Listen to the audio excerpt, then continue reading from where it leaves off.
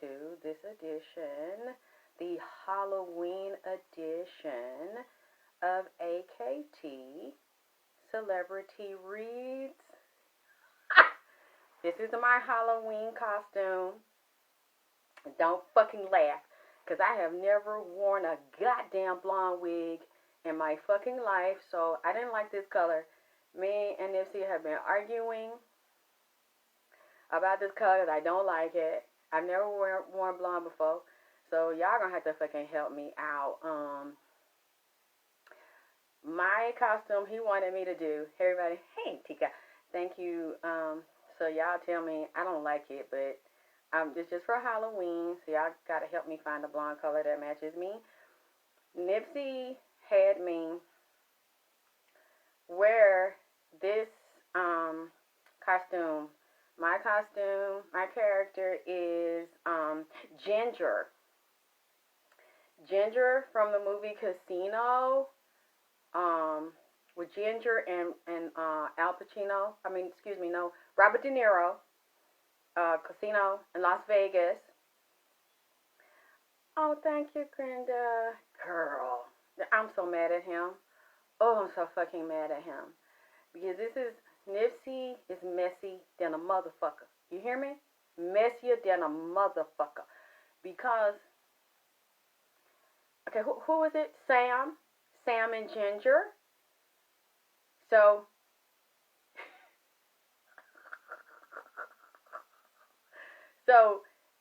I'm Ginger from the movie, thank you, Lizette, from the movie Casino, where she was married to Sam, the mob boss, that was also over the casino, which is like one of the actors I love so much, Robert De Niro.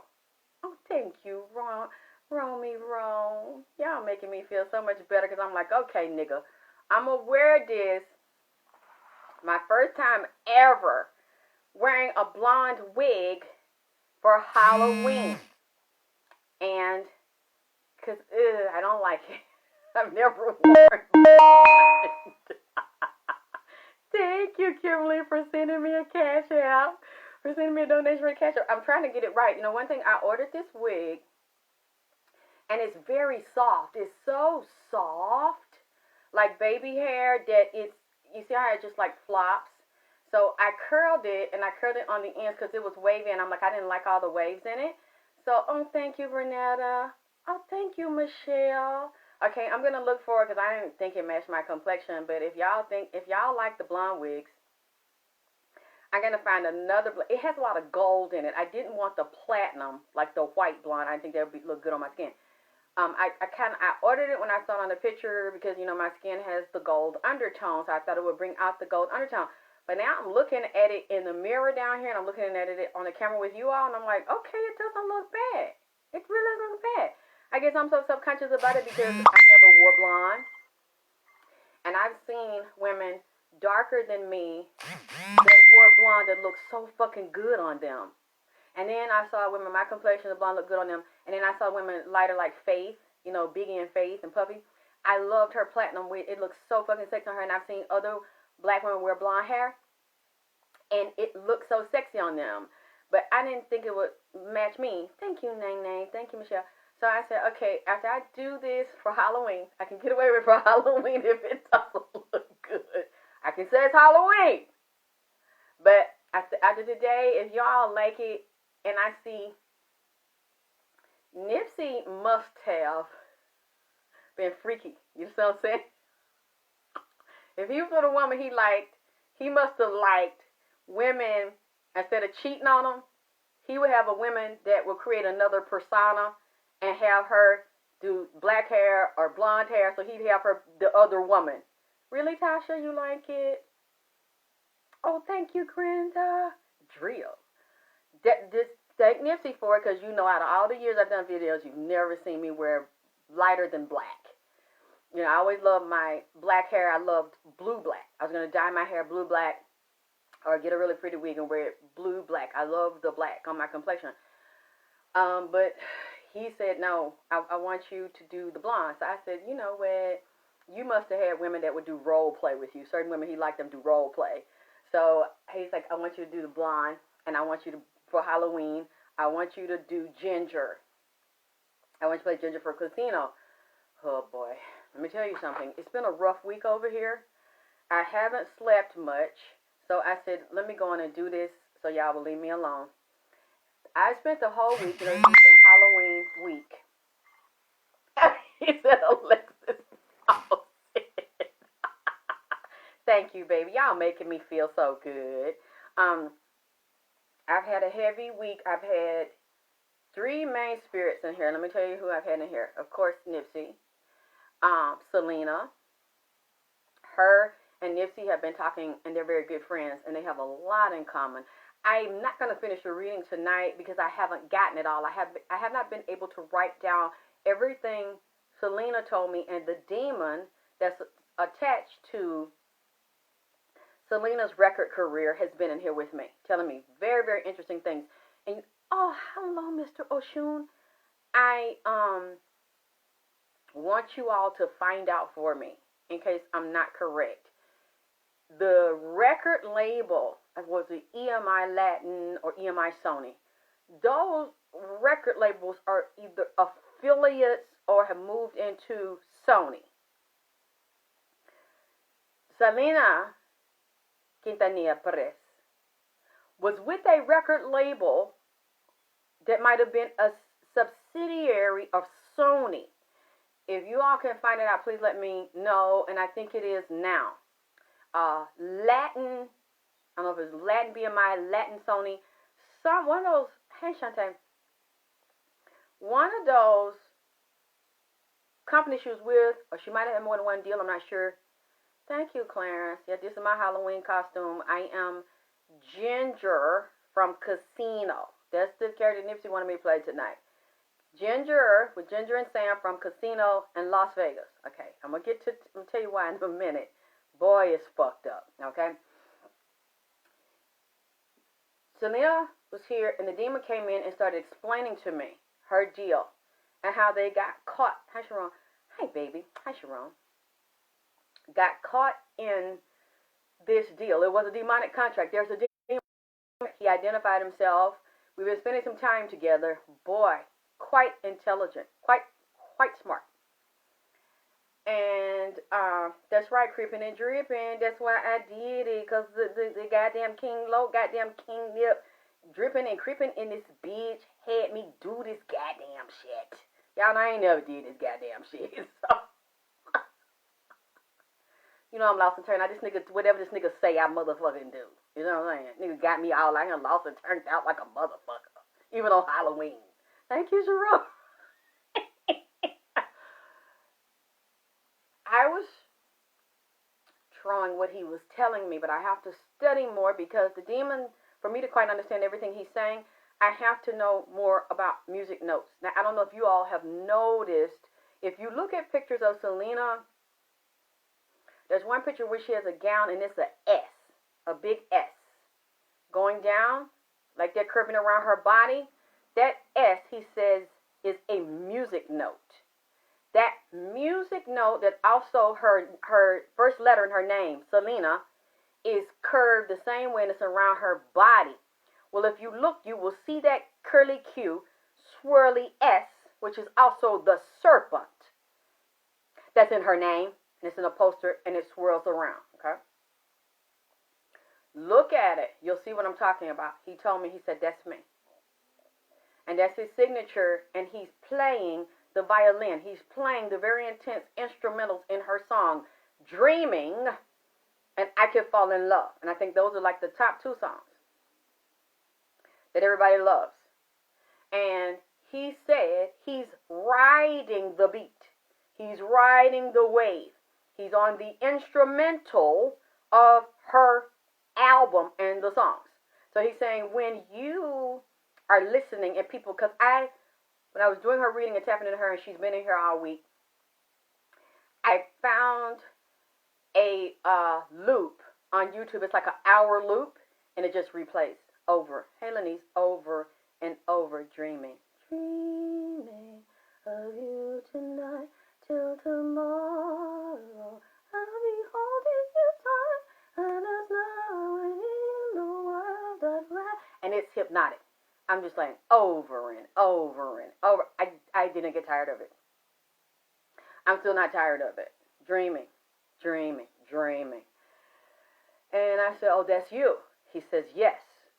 And that dollar, that S symbol, is also the caduceus on the medical sign. It's the symbol on a dollar bill, and it comes from Egypt.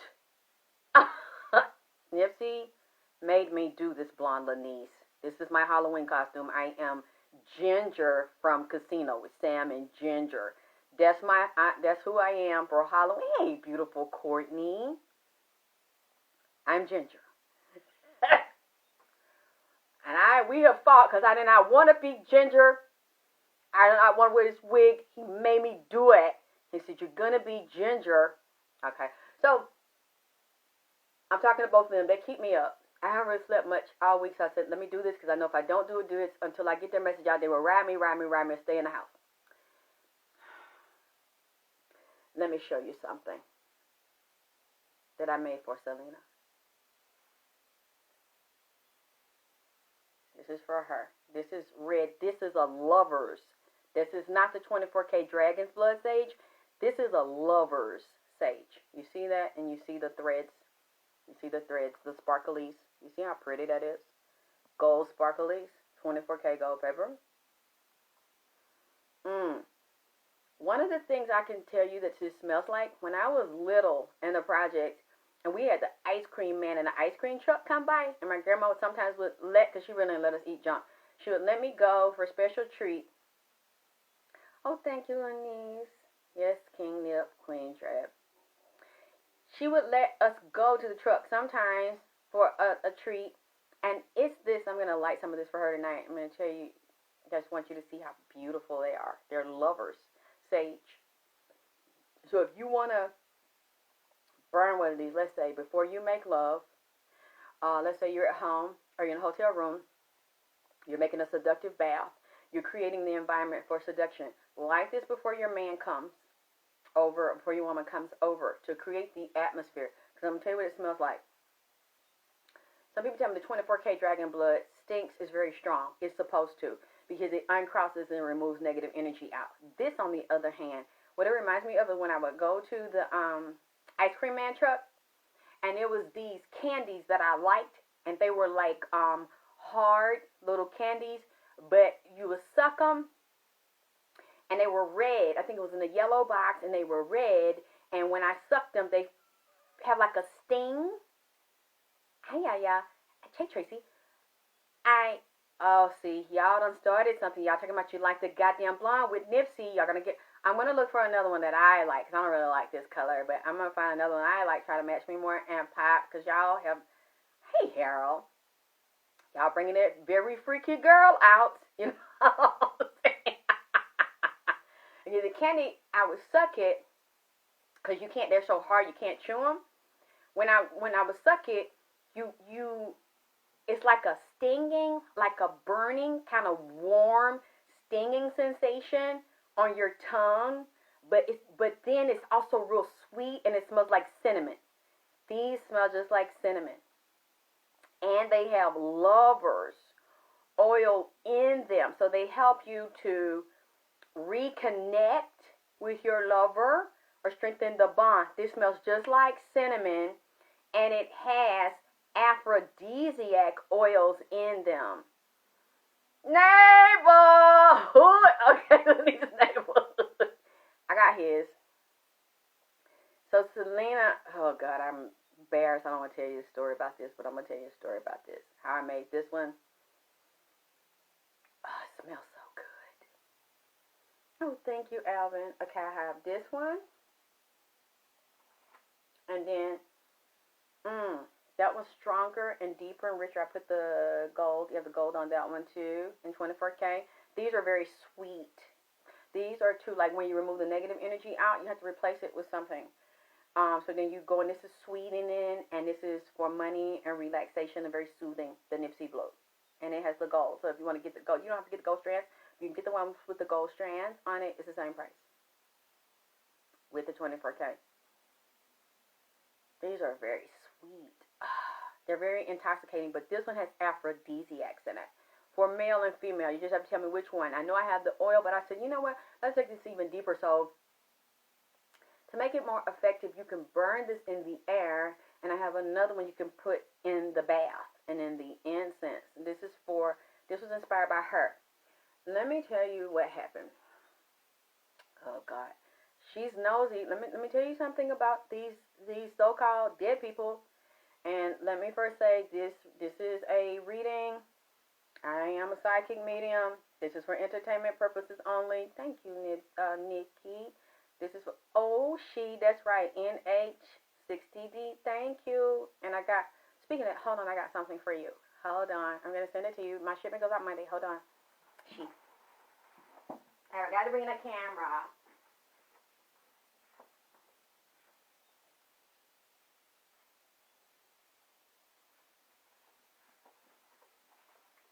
Okay. Isn't that pretty? You just tell me which one you want, She. I made it for you. I thought you wanted to try it. Hey, Scott. This is a spritz. It's not just a moisture spritz. It's a leave-in spritz that makes your hair very soft and keeps it moisturized. But it's also a 2-in-1. Dripping and cripping. That's right. King Nip Queen dripping this motherfucker. This is a leave-in. Isn't that beautiful? But it also is for dandruff, dry, flaky, itchy scalp. I have the formula in here that nourishes dry, itchy, flaky scalp, especially people that have locks. It doesn't matter. Dry, itchy, flaky scalp for the winter is getting cold, or you might have a clogged up scalp. So this is a shampoo. This is like a moisture, and this is a biotin shampoo. It has the shampoo. It's like a moisture shampoo mixed in with a biotin blue. Moisture shampoo, biotin blue. This is blue pearl. Yes, this is a blue pearl shampoo, and I want you to try it. So I don't want to just send you one of my moisture shampoos. I want you. Oh no, I can't see the glitching. If it's glitching, that means that I have company, because I'm looking at the camera right now and I don't see anything. It's smooth. It's running. If you see the glitching, that means that there is something here. I have company. I have visitors. Okay. So I made these for you to try, and I'm going to give it to you as a gift because I know you've been waiting, and thank you for being patient. And I sent you the wrong thing or didn't have thing in the box. So I want you to try this. I'm going to give it to you and say, tell me what you think, what you like. You like it? Have it put it right there. Get back to the reading. Oh boy. Alrighty. Let me tell you how this came about. Oh boy. I was in Nipsey Sage room because he has a room for his sages. And he hangs in the room. Different entities, spirits hang in the room. I'm the only one. Okay, thank you, Michelle. I'm the only one. Golden, thank you. Thank you, Gwen. Thank you. I'm the only one that goes in the room, okay? And I was in there a couple nights ago. It was raining real bad about 2 nights ago when I started making the attraction and aphrodisiac sages. And I said I would do one. Thank you. I would do one for Selena and send it out to her because she wants to bond with her husband, Chris. And she said that, her family doesn't like him, her father doesn't like him, and she's actually afraid a hit might be put out on Chris, or that a hit has already been put out on Chris, her husband. She says it's still her husband. And then I found out from the mini reading I did the other day, Chris does have a daughter by another woman. He was married to another woman. Hey, Yanama. And he had 2 children. I'm not sure if it's a boy and a girl, but I know it's a girl. Like she kept saying, it's the girl. It's the girl. It's the girl. She's very mad about the girl. She said that was supposed to be her daughter. She feels like he cheated on her. And, I didn't know why, because I said, why do you talk to me this way, Selena, when I've watched, I'm kind of scared to do this, but I'll do it for you. I said, every time other people say that you come to them, you're so sweet and you're so nice and you're so forgiving. But you're not that way with me. Give a libation to Jackie Wilson. Ashe. Libation to Nipsey Hussle. Ashe. Army Joseph Ashton. Ashe. Selena. Tiffany Butter. Ashe. Okay. I said, I'm afraid to repeat this. Maybe I'm not hearing the right person. And it looked like her. It sounded like her. And then when I did the mini reading last week when I was in the studio, and I got off there and people started sending me info and said, no, the daddy is something else. And the daddy, they don't like Chris, and they pushed Chris out, and Chris done wrote a book, a tell-all book about his life with Selena, and they cut him out. They thought he wanted money. They didn't want him to do anything for books or souvenirs. They thought that he wanted to use her for money. So I'm not sure if it's true, but said the father had Chris sign an agreement where he only got a small percentage. He could only get a small percentage of her earnings, which I don't think that's what he wanted. And to this day, from me, the little bit I do know from speaking to her, I don't believe that he wanted her for money. This is a very nasty reading. So again, I will say this is for entertainment purposes only. I am a psychic medium. I speak to the physically dead. I'm not going to say the dead. I would say the physically dead, because they are only dead in body. One body, the lower flesh body. That body has deteriorated. The real them stepped up out of the shell. They're still alive and well and breathing, or not well. They know how they feel. They know how they think. They know their life, what it was in the body. Oh, thank you, Yana. And what it was outside of the physical body. Oh, no. They got plenty of sense. The ones that are evolved and that can see and that are full of light. So she told him, no, I want my husband. I want to reconnect with my husband. He loves me, but he doesn't believe that I'm still here, that he still talk to me. And see, that's why I didn't want to do this. That's why I told Selena, I don't want to do this. I don't want to make this for you. I don't want to get involved with the magic in this for you, because you are Jehovah's Witness. Your father, your family's Jehovah's Witness. I'm not sure what Chris believes, but I'm not sure that if you, thank you, Janita, I'm not sure if you go to him, he'll be able to receive it, because he might not believe that you're there, that you're still alive outside of the physical body, and that he can bond with you. And she's like, that's why he's been having sex with these other people. That's why he was getting drunk and popping pills. I mean, allegedly, I'm hearing this lady say this in the spirit realm. He had a really bad addiction because he has not dealt with losing me. He has not gotten over losing me physically. He still loves me, and until he deals with that, he's not going to be happy with anybody else. He's not going to be able to have a happy sexual relationship. She says she was there when he was having sex with this woman. She says she got inside this woman's body. She was inside of this woman's eyes. When he was looking at this woman, he was looking at her. She was looking dead at him, but he didn't know he was looking at her. She said she felt him touch the woman. She felt him kiss the woman. She felt her getting pregnant with the girl. I don't know what it is, or if Selena really wanted a girl really bad, more so than a boy, or if he wanted a boy. She knew when the lady was pregnant with the girl. She saw the room. She saw the baby bed. She started describing the house and the room and the window and where the bed or baby bed or bassinet looked like it was kind of not in the direct middle of the room. It was on the back side, one corner of a room. She's very mad about this shit. And she said that should have been mine. He is still married to me. Thank you, Pamela. He is going to have to divorce me, or he is going to have to work this out with me, or he's never going to be happy with any other woman. He's going to be dealing with depression, in and out of his body, split personalities, being manic, up one minute, down the next minute, and may fall back into addiction. Because he cannot handle that I'm not here, and he thinks I'm gone, but I am here. He needs to learn to bond with me another way. I'm looking at her, and I'm like, Selena, it's 4 o'clock in the morning, baby. I respect you, because you're not the little girl that all these other readers try to paint you to be. You're talking to me like a grown-ass woman. I don't know why you're talking to me, because all these other people read you and have been reading you for years.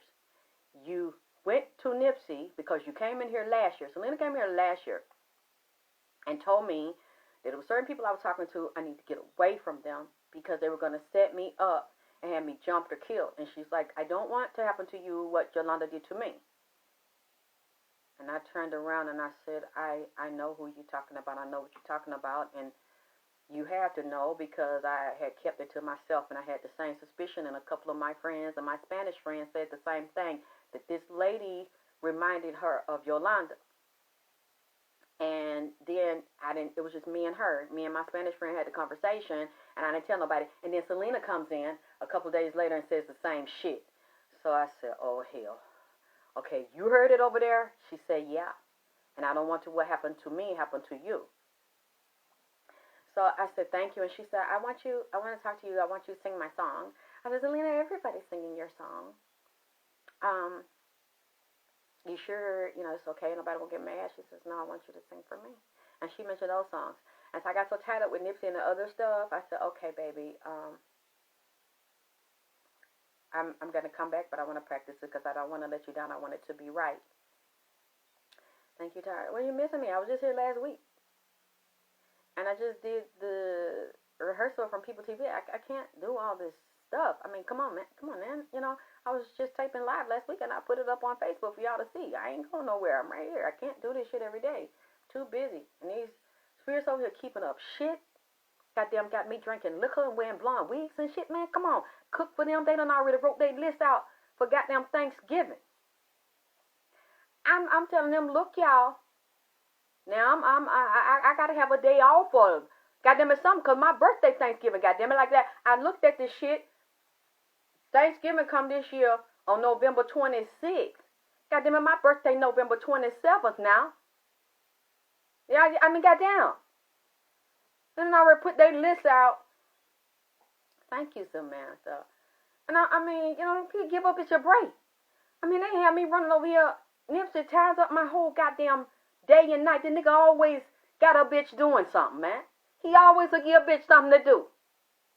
I ain't got time to go out and goddamn get no nigga to get fucked, have no date or nothing. Nigga keep me tied up, keep me jammed up. Now his friends coming here with him. Shit.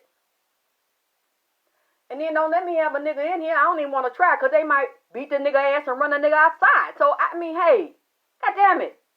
And then you talking about you miss me? Goddamn, I ain't got that many me's to go around. Shit. Oh. Then they got me over here singing and shit. I gotta go down there and stand in front of them and get on the mic and tell me how to wear my clothes and shit.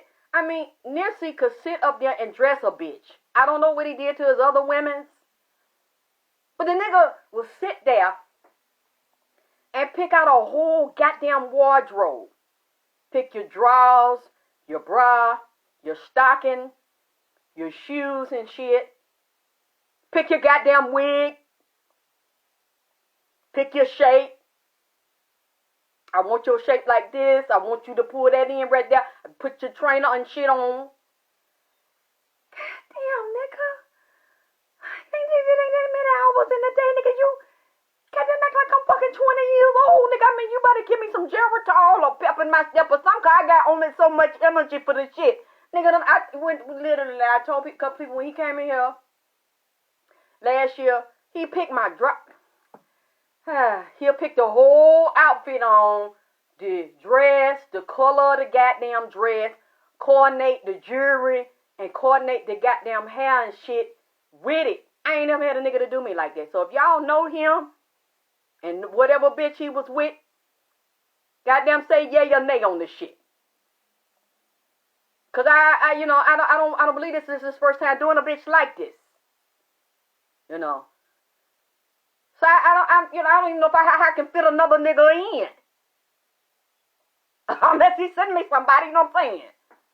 Shit.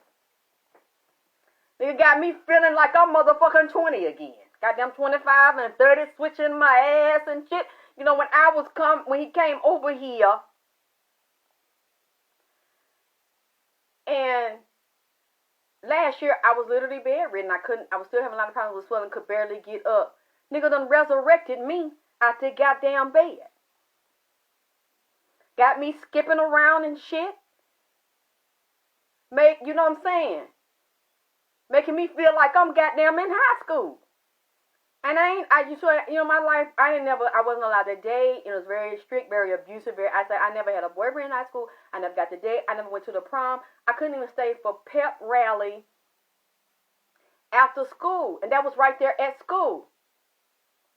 Nigga done got me out and bought some pom-pom and shit upstairs and got the tambourine. Nigga got me dancing around and got my high heel, picked out what high heel, because my leg was so swole, I was so sick of the past 6-7 years, I couldn't even, you got me running the victory lap and shit. I couldn't even wear my high heel shoes. The nigga done went to my closet and said, I want them shoe right there, I want them right there, I want you to put them on and start walking around to strengthen your ankle and shit, and strengthen your knees and lift your calf back up. I said, nigga, how? Nigga, no, what you doing in my fucking closet? And went in my closet and looked through my shoe. Like a fool, I got the shoes set out. The 2 pair that he said,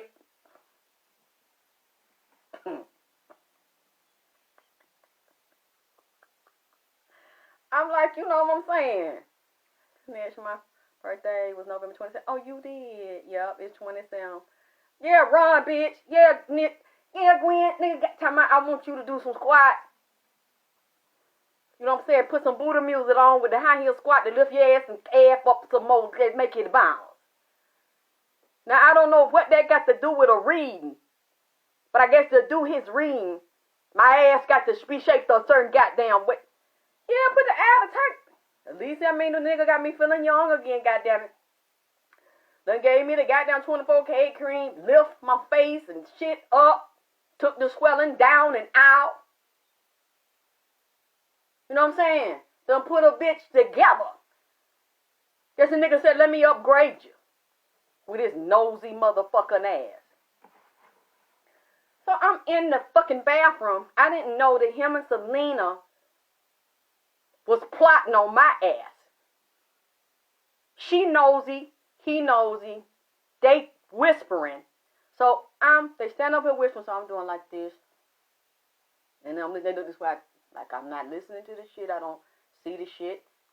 So I go in the Sage room, Nipsey's room, where, you know, he don't want nobody in there and shit. And when people are knowing he has an altar in there, it's his room. So I respect this shit. You know, because I know that whenever he tell me something to do, this shit be working. So, and people like his sages. Whatever he had to make, the oils, the whole spirit kit, all them baths, the herbal other shit, he gave me the formulas for him. I blended, I did everything he told me to. I bought everything he told me to buy. Excuse me, tell Nip he black. To let you have your way. He is physically here. He's still here. There's still a lot of things unfinished. Thank you, Tyrese. Yeah, gave me the anti-aging cream, 24K cream and shit. Put this shit together. Gave me some ass cream with 24K to lift and peel the ass down. Had the ass shining and glowing and popping and shit. So, you know, I listen to what he say. He's not physically here, but he's here. That's not the real person. You think that's a real person in a physical body, and sure, it's nice having someone in a physical body. But a lot of these people, they are murdered and they don't want to die, and they don't like that someone took their life, physical life, inside of the shell. That's the flesh body. And they want to be here, and they want justice, or they worry about their children, their mom. He's been thinking about his mama a lot lately. He's been thinking about Black Sam a lot lately and worried about Black Sam, legal issues, and people also wanting to hit him, physically kill him. And I don't know, I'm going to get into it in a minute, but I seriously believe, I'm kind of getting the vibe from what he's saying, they wanted to physically kill Black Sam, but also wanted to teach him a lesson. Your ass popping, got some booty lift cream to peel down, exfoliated where you ain't got no dark booty cheeks, and have the ass pops when you bend over, the ass glistening, smooth and shit. The ass the same color, the back. You know how a lot of women have dark booty cheeks, dark knees, dark inner thigh. He gave me the cream to get rid of that. So, you know, I be rubbing all the shit down. You know, y'all know I try everything first. So I really believe that this is also a way to punish and hurt Black Sam, to do this to his baby brother, that he know they were born together. They loved each other since little boys. I'm so glad, and I know the father's glad he had video of both of them together. They were so pretty. They were adorable little boys. And he has that of them two together, and his father's always telling him that they love him, and they know they were close. That would really tear Black Sam up to have to live with his brother violently, brutally assassinated like that. That's something you'll never forget. So he's been thinking about that. We've been talking about that because he said some other things. I'm not going to get into all of it, but I'll briefly touch on them. I'm going to have to come back because there's so much deep stuff I couldn't get into all of it because they've been wearing me out and I haven't slept much. I'm in the sage room making the sage, and Selena walks in the sage room, and she stand flat-feeted. She stand back in her legs like I do, had some flat tennis shoes on, and look at me. Yes to that ass cream. It's gonna be a hot soft. See, that's what I'm saying. When you let it be a hot girl, fall and winter, and get everything peeled down and popping. So when the spring come in, you can pull your drawers off and wear you some booty shorts. Or when your nigga hitting it on the back, a doggy style, and that light from the window or the sun coming in hitting that ass, or that light in the inside hitting that ass, and that leg while you, because you got to pose while you getting hit. You know what I'm saying? So when you getting hit from the back or the mirror right there, make sure that shit, you in that right pose, you know what I'm saying? Where it's sexy when you getting fucked in and out. You want to make sure that skin even. You know what I'm saying? That turn the nigga on. You know, you like when it's your nigga and he can watch that in and out, that push and pull, that smack, smack, smack. You see what I'm saying? And that ass is clear and even and fat. You know what I'm saying? So get it right now. You know, while it's getting cool. You know what I'm saying? You could script and walk down the streets of New York City with some 24K booty and titties. You know what I'm saying? Heavy dripping. She comes in the fucking bathroom and I'm like looking at her, and then I'm looking at the shelf and I got the other part of the room with the sage in it. Selena standing there flat-feeted and says, I want you to teach me about spiritual sex magic. I want to connect with my husband. You know, I'm lying to her, right? I'm playing the nut role. So I'm looking down and I said, I don't know what you're talking about. I mean, Selena, I think you need to leave that alone. You know, you not ready for that, and plus, you know, your family don't believe in that. You be around them, they don't even know you're around. They think you dead because your physical body dead. They don't even want to acknowledge that. They Jehovah's Witness. Your husband probably Jehovah's Witness. I don't know, so I think you need to, you know, you need to leave that alone. And I'm looking down, and she's on this side of me, and she look at me, and she say, Nipsey told me. I know you know. Nipsey told you what? That you know. You teach spiritual sexuality, and you know how to connect me with my husband. I said, Selena, okay, I ain't gonna lie to you. Okay, I knew not to lie to her because she know. I didn't know she could see like that. I said, yeah, you right. I said, but she said, I saw you. You saw me do what? I saw you with Nipsey. I saw you.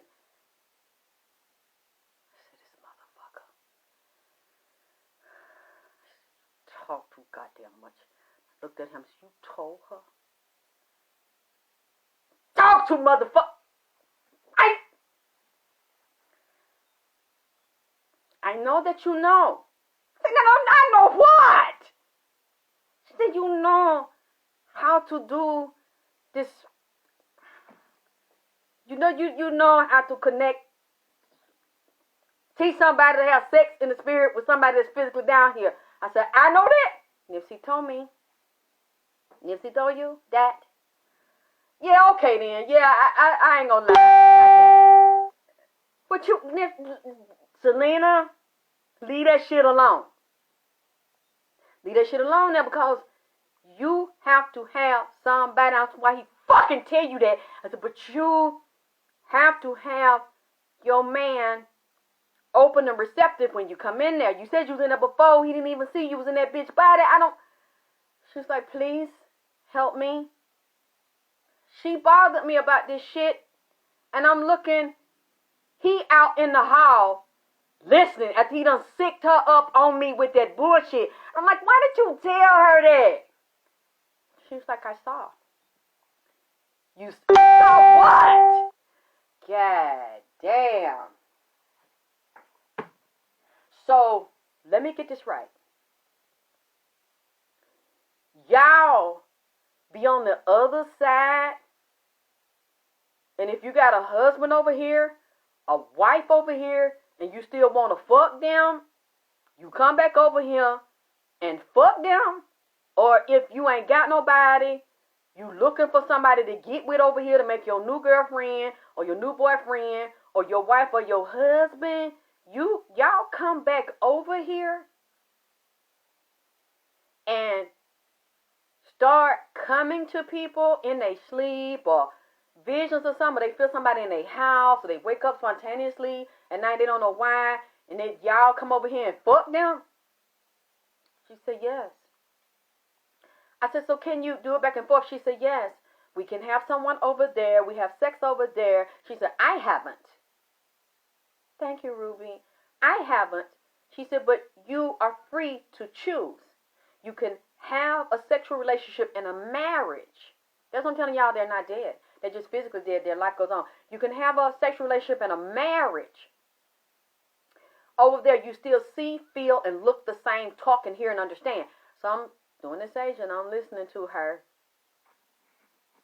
She say, or you can continue your relationship with someone over here that you love, and they lost you physically, but they didn't really lose you. And you continue it. She said, but sometimes, that's right, Gwen, because I'm just listening to this shit. Her and Nipsey done put this shit together on me. And my mind is blown. And I'm just saying, really? And then Nipsey gonna tell me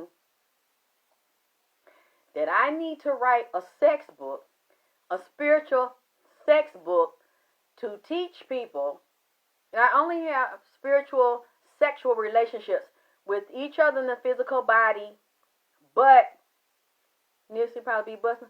Nipsey keep up shit. He told that girl that shit. I know they was over there whispering for something. She comes and approached me about it and says this is what she really wants to do. I had no idea, because all these readings and stuff on her, act like she so sweet and nice and a little girl. She coming to me, talking to me like a grown ass woman. Got plenty goddamn sense. And studied this shit over the years and understood. 25 years, and she's mad about this shit. Thank you, Gatlin. I said, Selena, you can do that? She said, yeah. And then I look at Nipsey out in the hall. You know how he looked. I'm looking at him, and I'm mad. Because I'm like, you shouldn't have told her that. Because now you done told her that. I'm obligated to help her, because I keep trying to lie, and she know I'm lying. So and now you done she knows I'm lying, because she believes you. And she said she went back and they could see down here. Said nobody has any privacy down here. They can see everything you do. Fuck, suck, take a bath. No fucking see. You have no secrets from them. Even if you get under the covers, they can see through there. They can see everything. I didn't know that. So he says, you need to write a book. And then Selena gonna say, well, like Nipsey said, you are vagina power, so you're the one that should do it. And then he goes, yeah, you're vagina power. You should do it. You should teach spiritual sexuality. I said, Nipsey, who's going to want me? Who's going to want to read it? Who's going to want to go to a private workshop for me to teach them how to have sex with somebody that's physically dead? He said, you'll be surprised, Alexyss.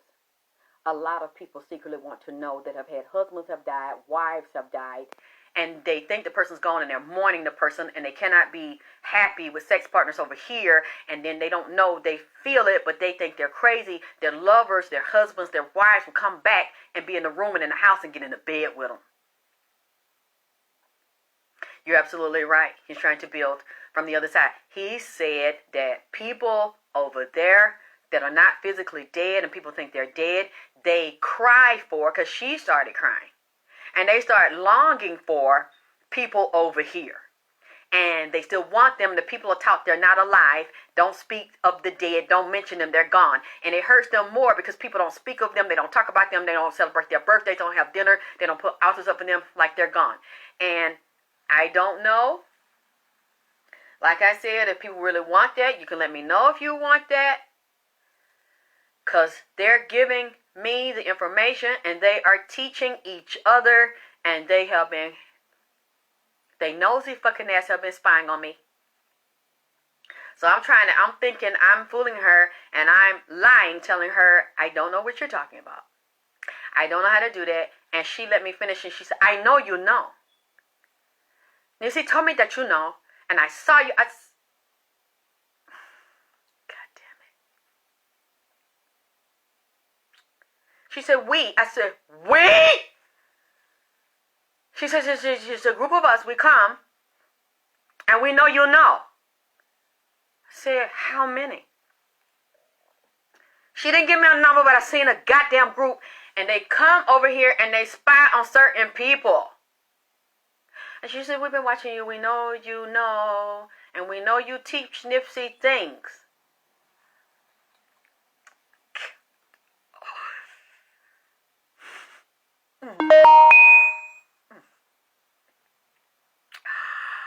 Ooh, Nipsey, I'm gonna beat your ass.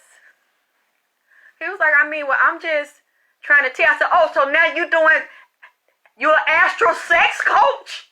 You a tantric sex coach in the fucking astral and shit? Oh my God. Really, Gwen? Please tell me something, because they have blown my mind off if they getting sex ed. And he go pass shit to them. And they talking about they want a book. And they want me to coach them. Man, look. You can't make this shit up. I don't even want to repeat this shit. I wouldn't have known if she hadn't told me. Because I be waking up.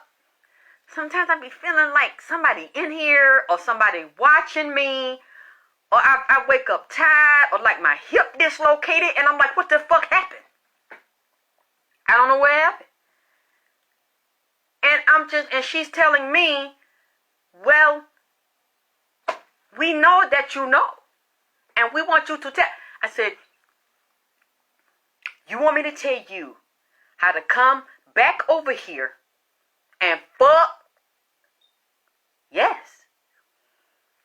And there was some different niggas lined up for this shit too. Not to fuck me. They didn't want to have sex with me. They wanted me to teach them how to come over and reconnect and let the people see them that they was with, that they missed. Or to reconnect. I don't know, I guess a hot piece of ass they done seen or a hot piece of dick they want to get on. And they want me to show them how to ride that bone. You know what I'm saying? Yeah, me so honey. They want classes.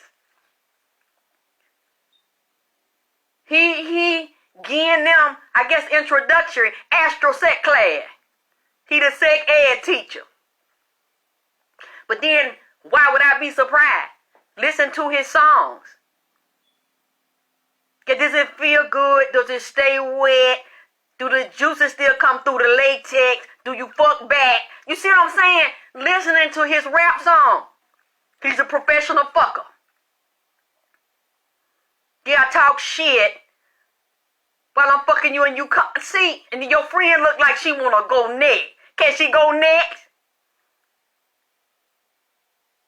You see what I'm saying? Yeah, want me to fix they line in the astral to come over back.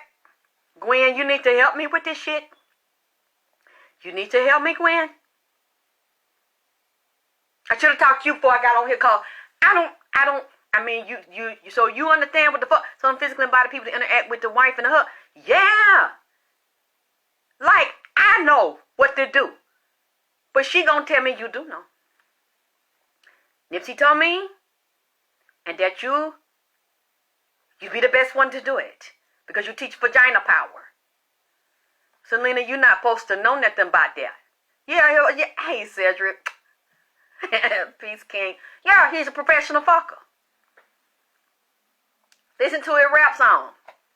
And then he was doing that live show up there on that stage with that white jogging suit with the blue stripe, the Puma, talking about, yeah, we're going to the... What he's saying, it was so cute. He was saying how your friends glad you with me. You know, because they know you've had a rough life. You know, I'm a busy man. You a busy girl. you know, somebody, I don't know how the exact word, I gotta go back and listen to it. He said, we're gonna go to the hotel. He's like, yeah, and we fucking, right? He's a professional now. You know what I'm saying? So, I guess he wanna, he's always been a humanitarian, and help the hood. Build up the community and shit. The nigga over there still being helpful. Being a goddamn humanitarian. But they asking him to teach them spiritual sexuality. They want drip. They want vagina power. ALEXYSSKTYLOR vagina power. I don't know why they think that I know. I tried to tell her I didn't. She said I'm fucking lying. She said, I know you know. Nipsey told me that you know. Man, I'm gonna cuss this motherfucker out, man. Sister Tracy sex after the physical body. Yes, Asia. You told him. They said, yeah, he brought us over here. And we saw you.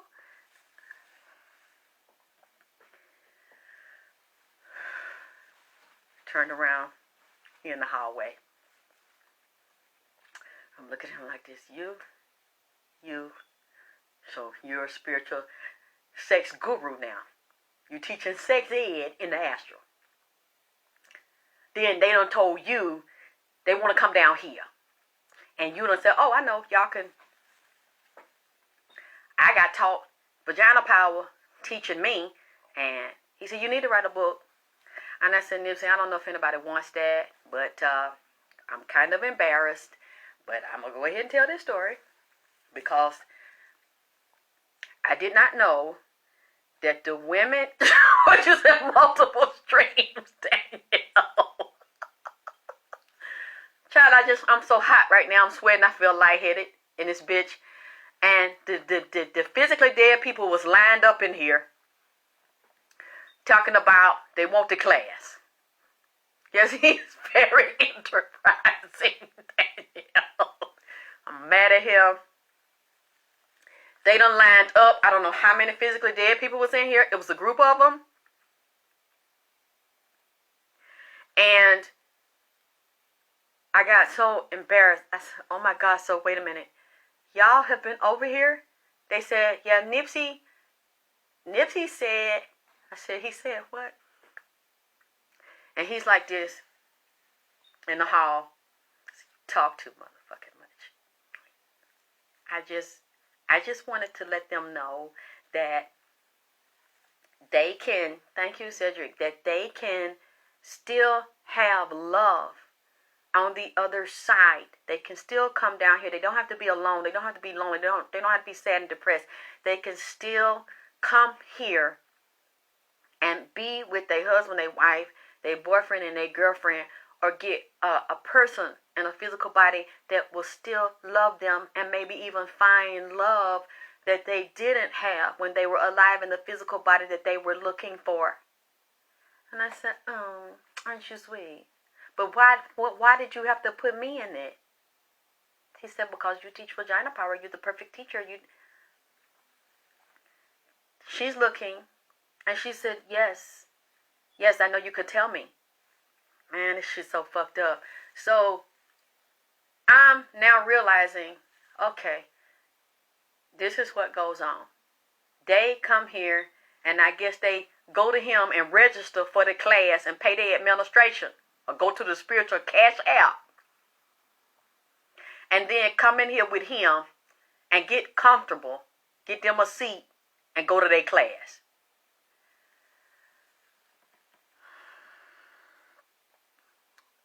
I'm totally embarrassed and my mind is blown by this shit. I'm shocked. I'm just telling y'all because I'm sure I'm not the only one that goes through this. I kind of don't want to write this book. But I was going to work on a spiritual sexuality book anyway for people in the physical body. I did not know that Nipcon. I didn't know that this was a whole nother life. They don't die. They just physically die and they get up out of the body and they still alive and have their other body. And they still can feel and hear and taste and smell and touch. Pamela, you see what I'm saying? He done told them people that I'm a professional at vagina power. And that they can come down here and I can help them bridge the gap. and teach them how. So I did. Me and Selena have been working together, and she wanted one of these, and she told me what she wanted, and to bridge it. Really, Sharon? But Sharon, okay, this is for people who have lost someone physically, and they want to reconnect, or the person's already conscious, that's physically out of the body, and they're coming down, and the other person's probably not open, or they don't. You know what, Michelle? You didn't have to say the marathon continue. I mean, why did you say that? Why did you do that to me? See, some of them here now, and they have really enriched my life. Yeah, I'm tired, and it's draining, it's heavy, but they're taking me to school because they're telling me a lot of people are over there that we don't know are still alive and breathing. I'm going to self-publish it. I already have it in my head. I just didn't, I didn't know that they were alive. I didn't know this was going on. He said, Selena said it, and the group, it's a lot of men that came in here, and it's a lot of women, but some of the women kind of sit back there a little bit shy or a little bit embarrassed. The men come in, they don't have sex with me. That's not what I'm saying. They like to watch me, and they like to listen to me teach Nipsey. Nipsey, in turn, I said, Nipsey, I think that, this is just, don't tell anybody. I'm teaching you stuff. He goes and he tells. I didn't know he told until Selena told me. And I said, why did you tell? He said, because you don't understand, Alexyss. I have to tell them because I have to help them because they're in a lot of pain. And they want to know they still miss their loved ones over here, or they miss their lover. They're lonely for their lover, and the person has no idea they still exist, and they don't know how to bridge the gap. So Daniel, he need the class. See, why they put me in this? I don't know why they picked me to put in the middle of this. So I said, okay, because she came to me. I was glad she came to me. A woman came to me, and it really, something bad happened to her. And I like Selena, and I respect her because she came to me as a woman. She said, no, please help me. I want to do this. So I said, okay, we're going to do, and I'll do one for you. They're so pretty. I don't want to burn my hand, so I'm going to see if I can do this. I hate to burn it because it's so beautiful, but since, well, thank you, Terry. See, I didn't want them, how they know I'm the goddamn best at the shit. I don't even have a fucking boyfriend. I don't even boyfriend in the physical. But they said they know that I could teach them about the chakras, the auric field, spiritual sexuality, vagina power, penis power, sperm power, and moving up the aura. So I need to talk to you some more. Really? Nipsey got me doing issue work. Oh my God, girl, when you feel like talking to me, you've got to help me because I don't know, who to talk to. Let me see. This is for, oh my. It's so pretty. I don't want to mess it up. So I'm just going to light a little for her because I don't want to use her whole stick tonight. Isn't that beautiful? You see that? It's so pretty. This is for Selena. And if anybody wants these, you can get these too. For your aura, for your arena, for you and your lover. Let me see if I can smell it.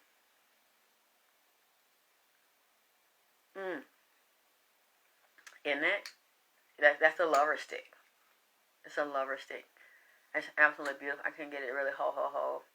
But I don't want to burn it all. It's just so beautiful. It's for her. I'm going to go outside. It's too late tonight. Oh, it's so pretty. And I'm going to go tomorrow for her. I promised her I'd honor her, and I'd do it for her because she came to me so sweet and so honorable and so respectful. Oh, look at that. Look at that. I had to do it for her. She's such a sweet baby. And I'm going to help her. You see that? Isn't that gorgeous?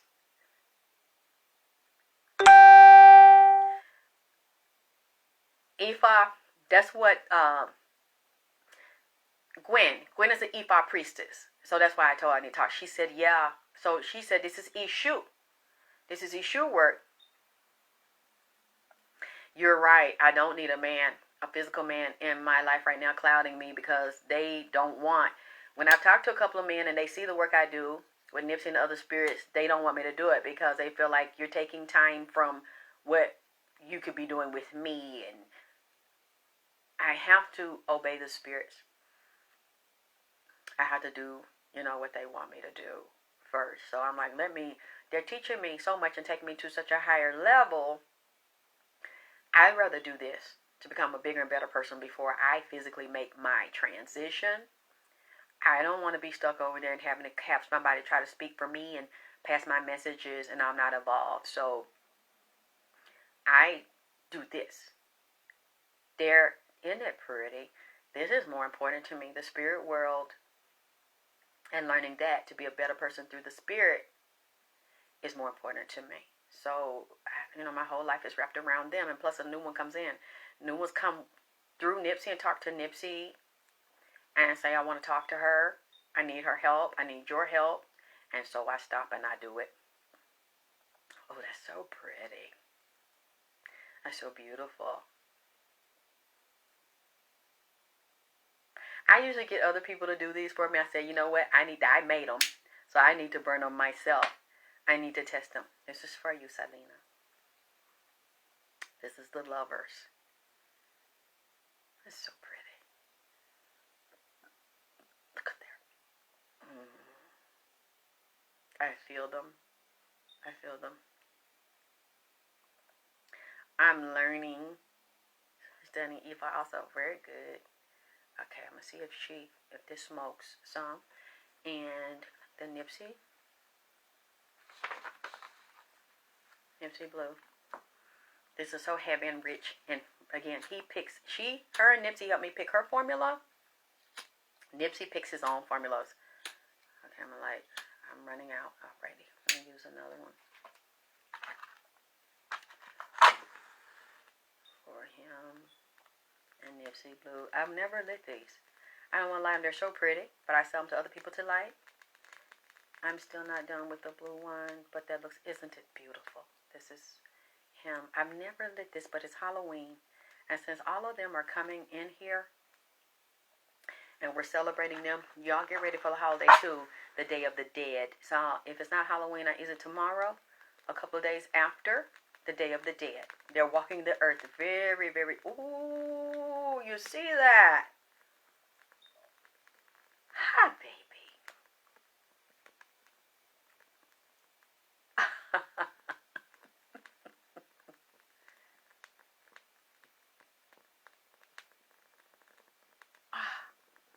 Hi, baby. With your messy self. Oh, you see that shit? Do you see? Oh my God. He messy. All Saints Day in Atlanta. Oh my God, I'm hot all over. Whoo. I love you. I love you.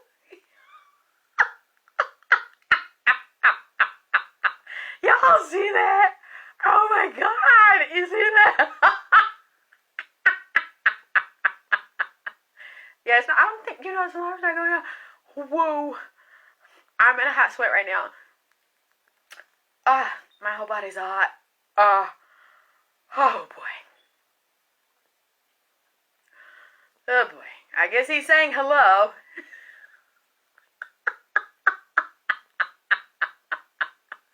This is my first. Whoa, I'm hot. Let me put this out. Whoa. It smells so good. It's a mix between sage. Look at that. Hi, baby.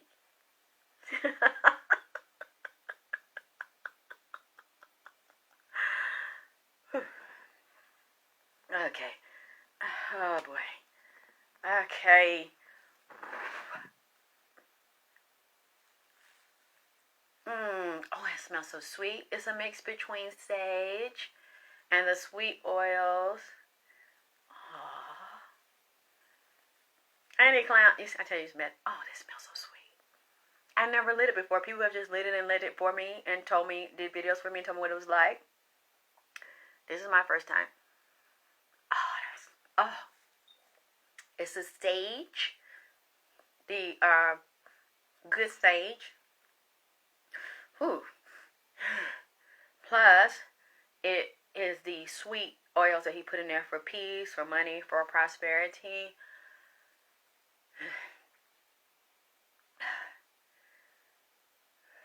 Okay.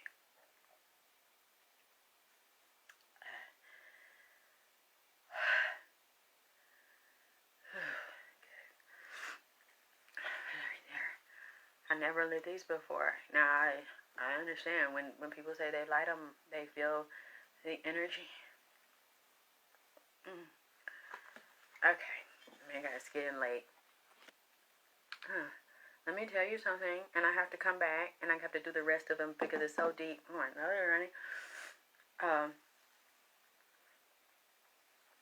A couple of days ago, I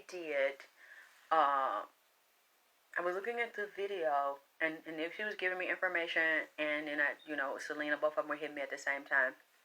Michael Jackson comes in here. Now, I've done the reading a couple of years ago. At the end of 2018, said Michael was worried about his mom, Catherine. I didn't know how long she had. She was being abused by family members. They wanted her money, trying to kill her, not taking care of her. So I'm concerned about her health and well-being. He said something's going on right now. It would make sense that all these prominent spirits, strong spirits, and these energies, entities in the groups come over here telling me they needed the teaching, the spiritual teaching, and the spiritual, they want me to light candles. I have one burning behind me right now, and then the two blue ones right there.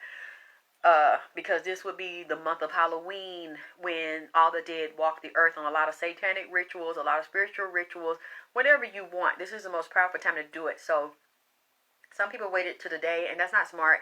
And then we have a historic blue moon today, which their energy came in yesterday. A historic blue moon. They said it might not be blue, physically blue, but it's called a blue moon. They don't happen every year. So this is so I had to do it on Halloween. I know y'all thought I wasn't going to do it, but I had to come to do it. Because of Halloween and all the special things and all these physically dead people and the other spirits are walking the earth. Okay, I just saw a skeleton right now. It's too much for me to touch on tonight, so I'm going to come back. I'm just going to mention certain things. One of Nipsey's friends have been in here. Last year, I did a small reading on his best friend, Fats, who got killed, I think around this time, 2018, on the witch's holiday. Was it 2017? Fats, 2017 or 2018? I did Sandman Negus, who's also Eritrean, and he brought him in here, and I read Sandman Negus.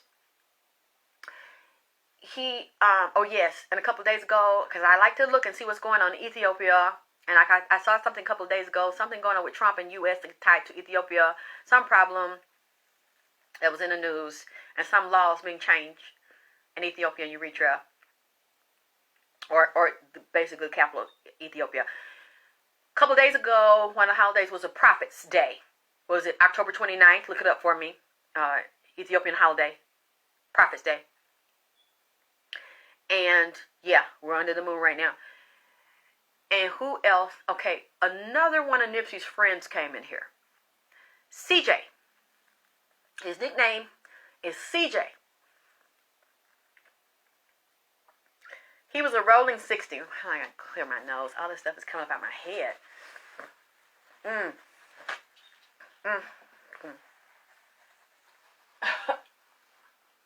Excuse me, I'm not trying to be gross, but I couldn't keep talking and couldn't swallow it. But Pac-Man, the gunman? No, Pac-Man, the gunman, is physically alive. This friend I'm talking about was assassinated 2012. His nickname is CJ. Okay? I'm going to put his picture up on my Facebook after this show. CJ has been hanging in here. CJ was murdered, shot down on the street in Los Angeles, the murder has not been solved. There's a reward in Los Angeles for any information leading to the arrest of the person that murdered CJ. This is Nipsey's friend. It blew my mind because I'm going to put it up here. It's a picture of Nipsey and CJ together. CJ loved Nipsey. And he asked me for some food. He likes the Southern soul food. So I gave CJ some food. I haven't done his reading yet. This is new to me. He keeps coming in here. He's upset too. It's like I said, it's amazing that all of them come in here for the month that the dead walk the earth very strong in October and Halloween. CJ's hanging in here, so I'm going to make them some food between tonight and tomorrow.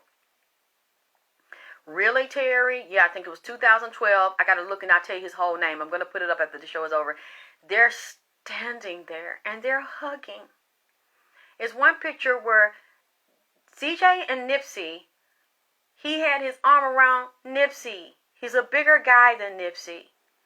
And he's looking at Nipsey just grinning. He loved Nipsey. And Nipsey loved him. And then there's another one where they're standing together outside of a restaurant or something. And they doing their hand symbols. And Nipsey got on one of the hats to stand up. And they both got on their white tees and their jeans. And he's smiling, standing with Nipsey. And he's in here. There's another one with Nipsey.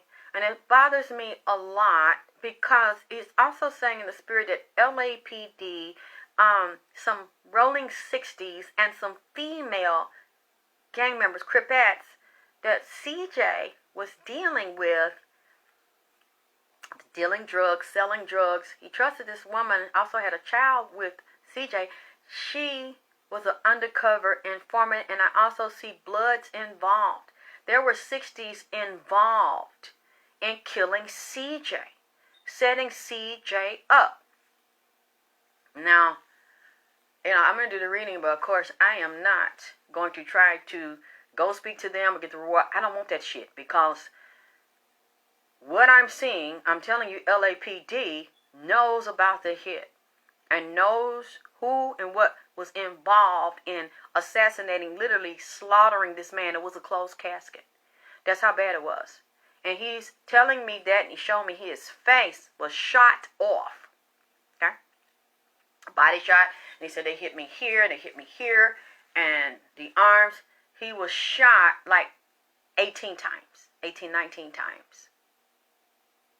Couldn't open it. Open the casket on it. It was so messed up. CJ.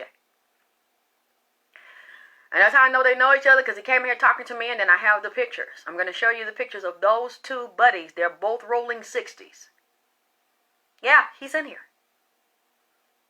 He asked me for some, he wants some sweet potato pie. So he liked the collard greens and stuff. They don't already, like I said, they putting their list in for the goddamn Thanksgiving dinner and shit. But they're going to give me a little break, goddammit. Because I got to spend a little time with myself, because that's my damn birthday. So, yes. He was talking to me, telling me about that. I'm going to do some of that reading and get more into that. Just mentioning it right now. I can't get all full detail. But I know both of them were assassinated. And the rolling 60s had something to do with both of their deaths. Along with women, Cripettes.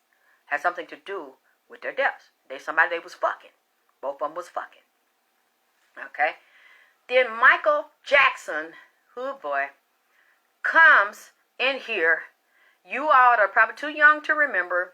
Or you can look this up. You think I'm lying. Michael Jackson was with a young white boy named Ryan. Ryan was a hemophiliac. And Ryan got infected with contaminated blood with HIV virus, the AIDS, and got full-blown AIDS. And Michael was his friend. And he, you know how he liked children and helped children. He spent time with him and helped him until he died.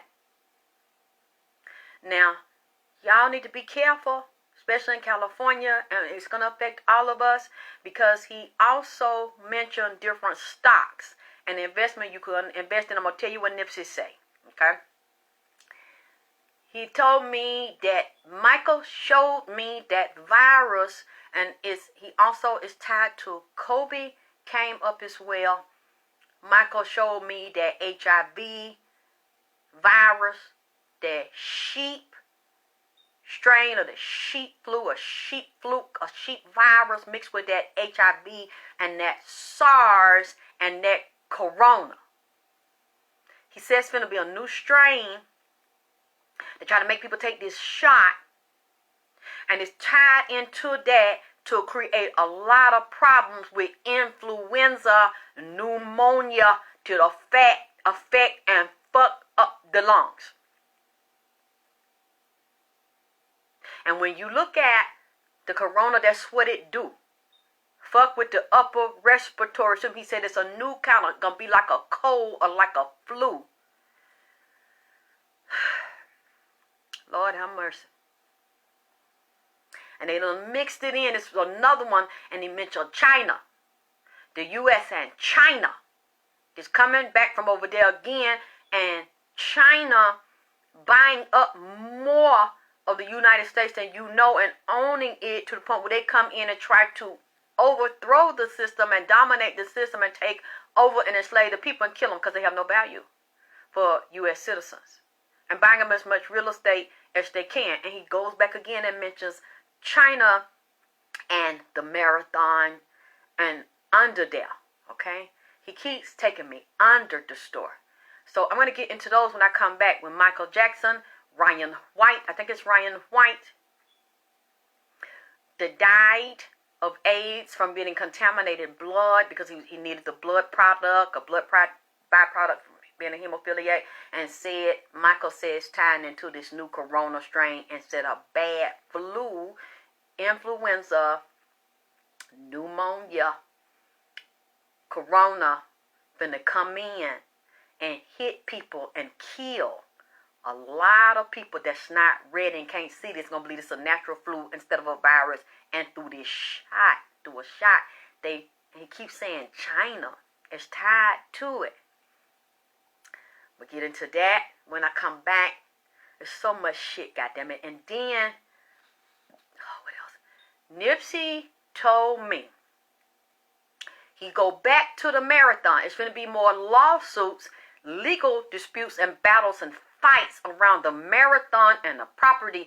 And again, he has taken me back again to the pipes and the sewer system and the water system tied to the city water works. This tied to the water department in Los Angeles, City Hall, and the mayor's office, and the office for zoning and planning. It's tied to, for some reason, I don't know what this means. It's also tied to China and who owns the water and the pipe system, and who controls the water and the pipe system, or is it up for grabs, or who is going to buy and control the water and the pipes? I don't know if the water need to be fixed, the pipe need to be repaired up under there, or in that area if the pipe's old, it's problems, a leak somewhere in the pipe. Thank you. He brought up Magic Johnson ass. He brought up Magic Johnson. Dealing with LA and property and oil. That ties into his property and oil. And he showed me drilling around the marathon and said that they are working on new construction, talking about building, new architecture at the marathon, under the marathon, around the goddamn marathon, and drilling for oil and mineral rights and who control and own the oil and mineral rights. Then he said something, he was down there looking at the papers down there. That I seen it. He was down at City Hall. He was down there at property and planning, and they keep going to the water pipes and the water system that run over there and railroad track. Drilling, laying railroad tracks, drilling underground, dealing with the water system, the structure of the water. Can it hold water moving through there for a new property? What else he say? There's going to be, he mentioned some, I'm wondering who owns this marathon property. I know it's more than one person. I keep seeing a female involved. That also has to do with Crips. He said there are gang wars, gang redistribution, gang bylaws, laws being rewritten, moved around, and changed. And it goes back to why he had me wear this blonde wig, dressed up as Ginger and Sam from Casino, called this nigga right here, man. He done wrote a poem, a Halloween poem that he want me to read that's tied into Ginger and Sam from Casino. He want me to read the poem and dedicate the poem to his ex, baby mama. As I read it, you see he keep up shit, and you'll know which baby mama that we talking about, because he said that she remind him of Ginger. You know I don't like messy shit. You know I don't like to be in messy shit. I don't know why Nipsey signed me up for messy shit. But I wrote this today, and I'm just like, Nipsey, I don't wanna do this. I don't know why you keep up shit and making me do this for Halloween. That's why I came for Halloween night, because he wrote the poem on Halloween day. Now, this might be part one of it, because my son said Nipsey came to him, and he done start writing a song and rapping and shit about the same shit. Now, I said, so Nipsey came, he said, yeah, mama, I'm working on it now. So he gonna tell me to order the goddamn blonde wigs. I ordered the blonde wig 2 weeks ago. I said, what am I gonna do with the wig? I was like, I mean, people say they want me to try blonde, but you ain't never want no blonde. I know why I got to do this right here. He said, I'm gonna tell you, you gonna wear. I said, no, fuck, I ain't wearing that shit, man. I might have to move up to that, or I don't know. Then yesterday and today, he gonna say, you're going to wear that for Halloween.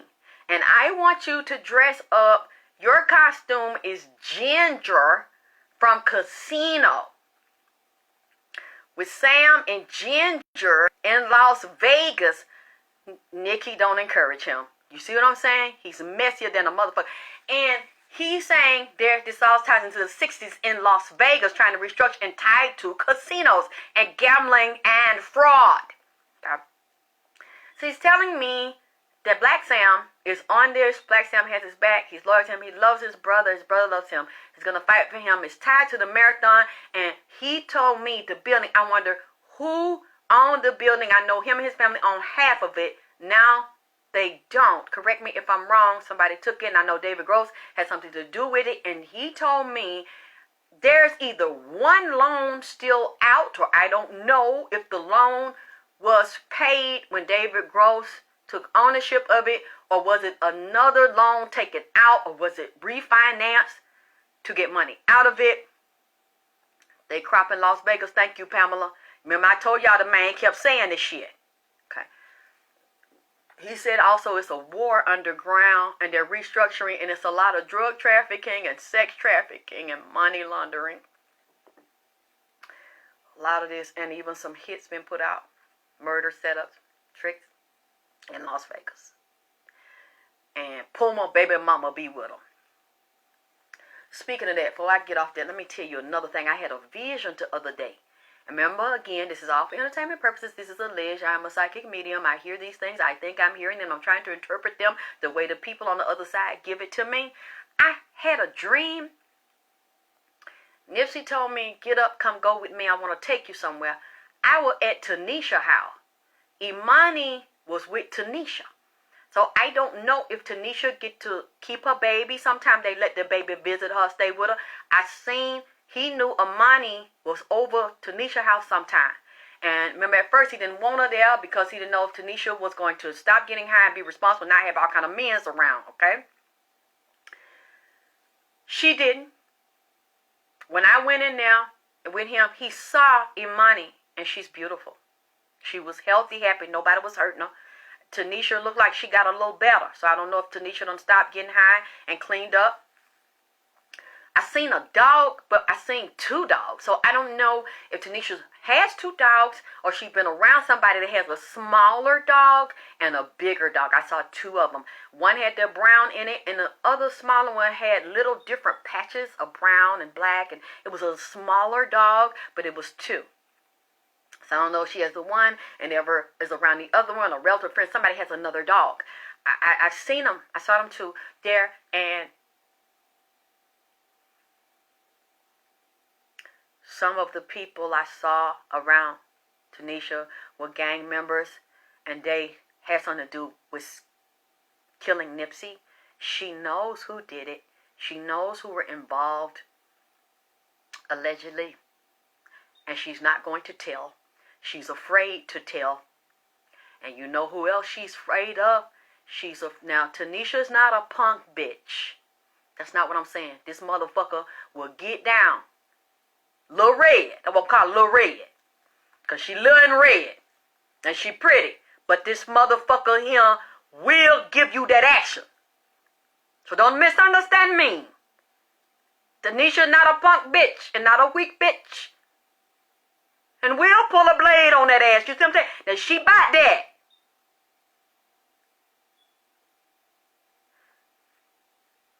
If what I seen in this vision is correct, Tanisha scared of Puma baby mama. Let me explain. She's not afraid of Puma baby mama as an individual woman. For some reason, some kind of contract or money or agreement was changed, and Tanisha is afraid of Puma baby mama force and backup and affiliations.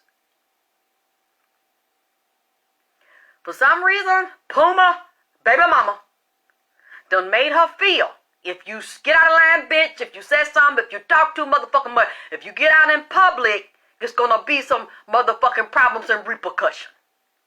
She feels like she has male muscle. I don't know.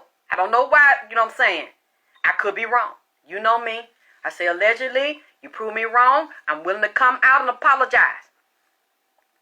She is not going to tell you who did that to Nipsey, and she know, and she is very unhappy and grieving and full of guilt and a lot of pain from what happened to Nipsey. Now, she got her ways, he got his ways. They was together when they were young. Young love, fucked around on each other. They had a lot of good times together and the freaky dicky shit. You know, she was down with him. Holy shit. You know, she's really a down ass bitch for the nigga. Ride or die for the nigga. He never told me she didn't. But she had her little habits, and he has, and you know, they just kind of grew into another level. He didn't want to marry her. He didn't want to marry Puma neither.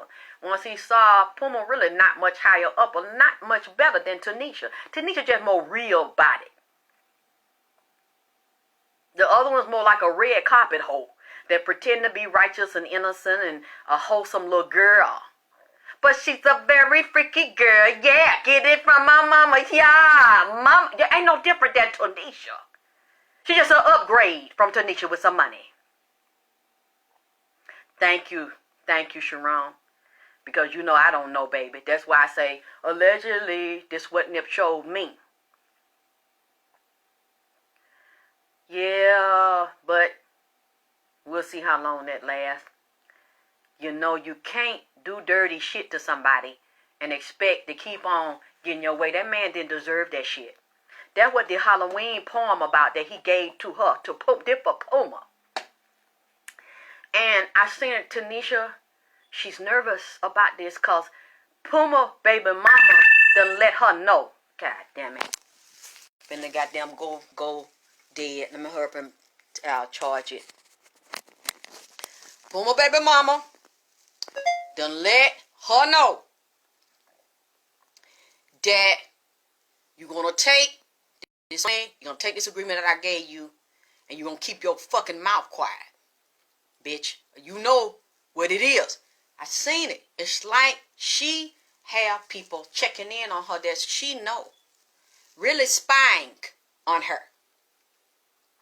She know not to cross that line and she feels trapped. She can't move. She can't run away. The baby is safe. Ain't nobody hurting their money. From what I can see in the spirit, ain't nobody hurting their money. Her money happy. She like to be around her mama.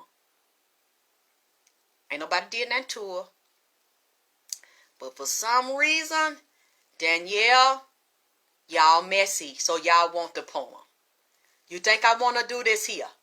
I don't like this here. All these people in here for sex ed, spiritual sex ed, want to fuck, suck, drink liquor, and get all kind of root pack, want to get that spirit knack pack. They all over here keeping up shit. And now y'all want to keep up shit too. I knew it. I knew I shouldn't have mentioned a poem, because once I mentioned it, y'all were going to keep on egging it on and reminding me like, I forgot. You think I want to read this fuck shit this nigga done wrote? I'm just trying to get to some little things, you know, that he was telling me, let me see. And he feels happier now because he know that you fuck, suck, and don't give a fuck. Yeah, Gwen, I'm going to tell me that I know how to make that happen. Man, I'm glad I ain't fucking nobody over here, because they told me they done seen how I roll and they know what I know. I don't want to bring a nigga in here and fuck him right now, because they be transcribing and writing over there in the spirit and telling the spirit to come over here on the day and time that I'm fucking, and be hitting press play and rewind and showing people and all that shit. Man, I didn't know they do that kind of shit. And say, yeah, we want her to teach us. I said, man, why y'all go in my business and go backwards like that and go in the Akashic record and archive and shit? Talking about sucking dick, fucking, and all. Man. Said, Nip told them that they could learn all, and he over there transcribing and passing messages back and forth. Yeah, they setting it off. So up in the library, so library, so I got to do the spiritual, sexual. God damn it, these motherfuckers talking about they want cartoon illustrations and design and anatomy and how to line it up. They don't want me to just. How can I stop them from getting? They done got in here. They done fucking got in here. Said they been watching and shit behind my back. So I have the old book that I started on that I didn't finish. I'm going to go ahead, because they said that they don't want me to just write the book and share it with their loved ones over here. They said they'll lead them to it. They want me to add the cartoon illustration and design on vagina power and penis power time. I mean, man, they ready to fucking suck like right now, goddammit. I'm glad they ain't letting loose on me. They just look at me as the teacher and like to build a bridge from here to the other goddamn side, man. They done appointed me one of they sex teachers, spiritual, sexual teachers that you can get fucked and get dick in the ethers. That's why I don't really tell them to go nowhere, cause they be teaching me. It be blowing my mind. I did not know that you could have vagina power time and a spiritual sexual. Your illustration, they want me to take my time and do the exact diagram and shit and number the shit off, so they can set it off. They want to do it bad, real bad.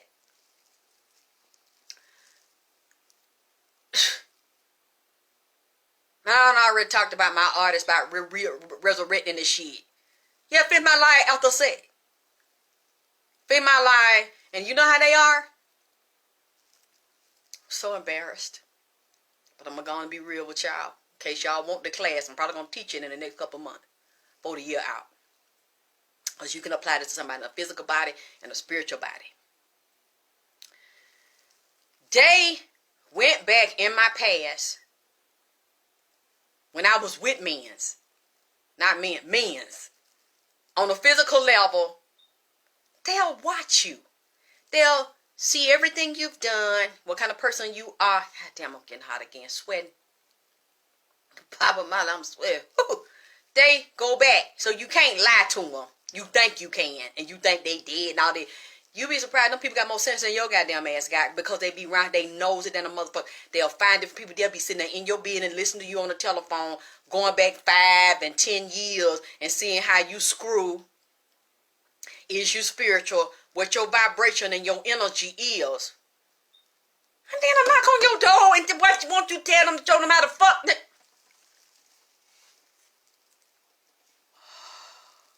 You can't hide nothing from the spirit, no all, and see all.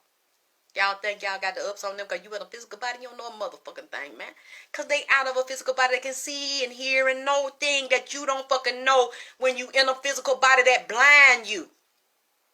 That spiritual body blind you and block you. Thing, gift and shit you cannot have. Gifts you can't see, feel, sense, or know. Once they out of the body, they are free from the restriction and the restraints of the false beliefs in the church and your mama and your daddy and your family and race and what you can and cannot do. That shit don't matter. That shit don't apply. It don't fly. I didn't know that. So I can't lie. I'm trying to, no, when it ain't this and it ain't. And then Selena started to show me. Yes, you do. You did this. You did that. You know this. You know that. And I said, well, goddamn, okay. You know what? I can't even lie to you. Because I see that y'all are smarter than I thought. Y'all know more than I thought. I can't get nothing past y'all. Because y'all know the past, the present, and they know the future. Because the future that I see, or that anybody that's a seer can see that they reveal to you, is already day past. You see? What they show you, your future, is a stream. They don't need no permission. Did they ask me mine? Did they ask me for permission to come in here? And to go behind my goddamn back? And get in my motherfucking business, and then he gonna put on his his professor glasses and get his damn yardstick and point to the board and teach these people a class over there on the goddamn other side. Did he have my permission for that shit? So I just said, you know what, I ain't gonna even be embarrassed. Fuck it, okay, bitch, you got me. You know what I'm saying? You sink the shit. I can't unsay this shit. And then when I say I don't know what the fuck you talking about, I didn't do the shit, I don't know nothing about that. Then she started rambling dates and shit off. And yeah, well, Nipsey said it. He what? Oh, God. Okay. You can't do nothing about it. Can't do nothing about it. I mean, maybe you can block them. I don't know. I don't know what we should do to block them. But when somebody's over there, your mama, your daddy, your sister, your brother, if they want to come over here and they want to watch and they find you fascinating and they want to zoom in on something, you can't stop them. You really have no secret. Tell what you mean, nothing to be embarrassed about. Why do I want to be like the queen of fucking and sucking? Like, I don't want. And I'm not even doing this shit. I'm celibate, but they tell me I can teach how to move from the other side. How you think I feel about that shit? And they've been over there whispering, passing this shit round about drip.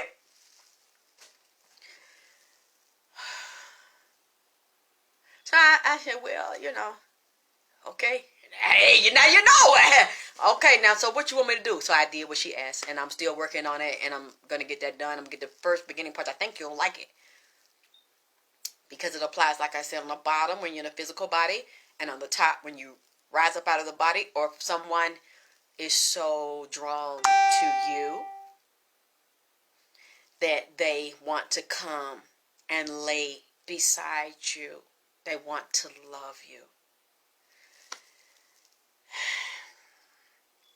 I didn't see anything nasty about it. I didn't see anything bad about it because I didn't have any child molesters or rapists or women abusers in the group.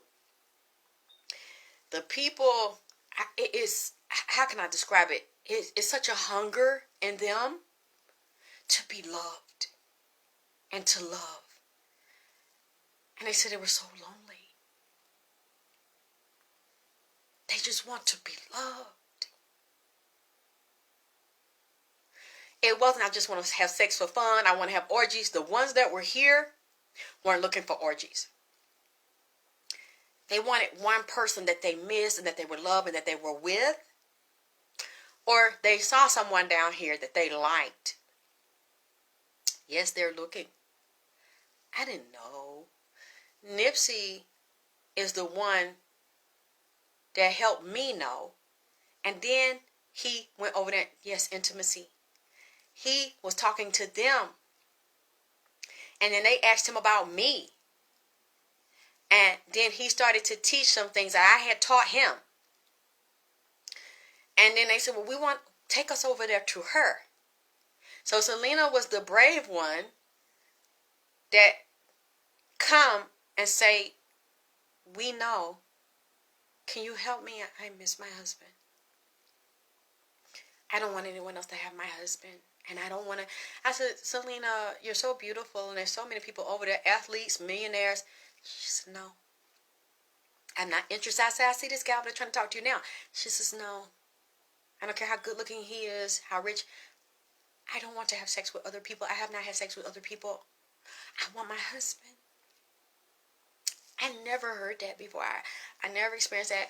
And I was mad at Nipsey because he was letting us have the girl talk. And he was outside in the hall. And when she said that,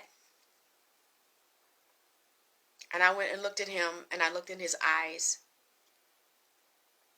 I knew he didn't mean any harm.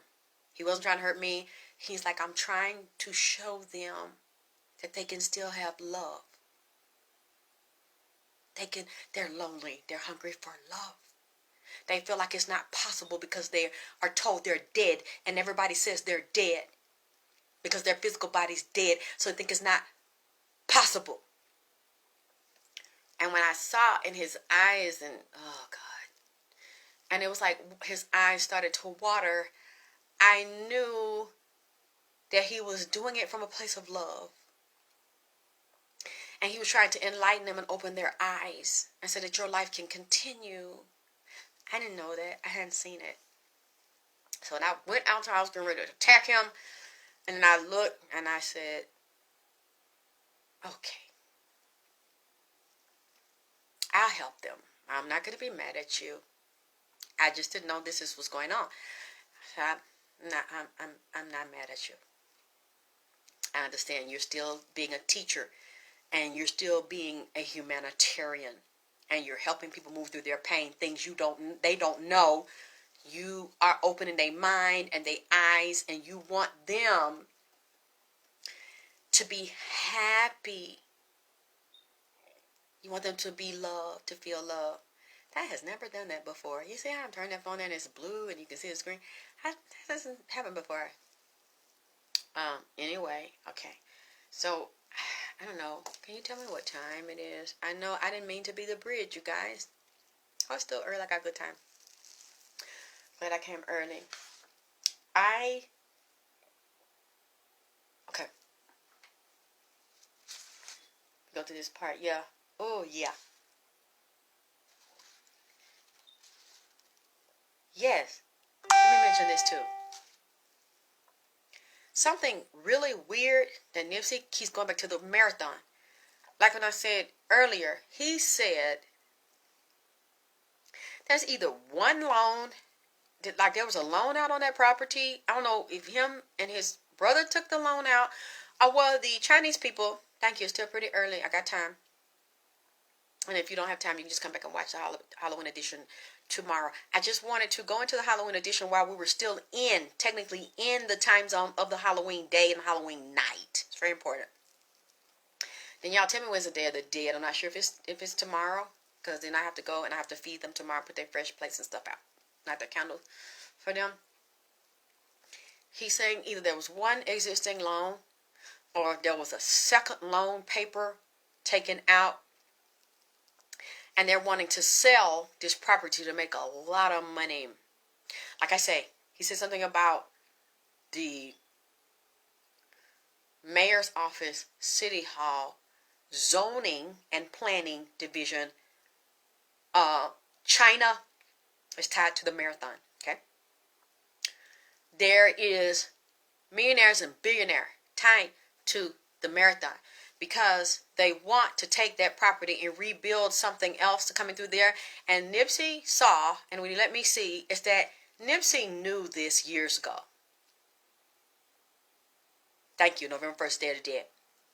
Nipsey knew this when he was in his 20s, that they didn't want him to have that property, and it was unheard of. Thank you, Nikki, for the cash up. And a part of him kind of wondered, was he going to stay alive to see this? Was this going to happen, or were they going to take it? Or were they going to kill him and take it? According, you think they might have quiet. If you can find anything and look at the real estate agents or see what properties for sale in Los Angeles, please let me know. And if it's been sold, if you can talk to the agent involved. There was another loan taken out, or there might be a loan on it right now that hasn't been resolved. I'm wondering about the monies involved in the marathon property. And a billionaire is involved in this. And developing, like redeveloping it, and it's some black people also involved in taking this and making money off of the resale. So we know that David grows. And for some reason, I'm going to say this, I don't know why it makes any sense, but he said that this empowerment zone money and low interest to no interest zones, and doing this in LA, starts from Atlanta, New York, and goes to LA. Just mentioned Philly for some reason. This is also going on. These same people involved in that marathon and setting Nipsey up is in Atlanta, baby. And dealing with that. You know, this thing. So I'm going to get more into it later. And he keeps mentioning gang wars, rules, regulations, street territories, restructuring. And it's saying LAPD is mentioning, what did he say? They want to, Nipsey Hussle, they want to sue. Listen to me. Because Nipsey Hussle and Ermias Joseph Ashkedon is two separate peoples. Nipsey Hussle, the entity. You see what I'm saying? The person on one side of the person that is like a character, an entity. They want to sue that one and dissolve his assets and to steal everything out. He's the straw man. He's the hangman in the tarot.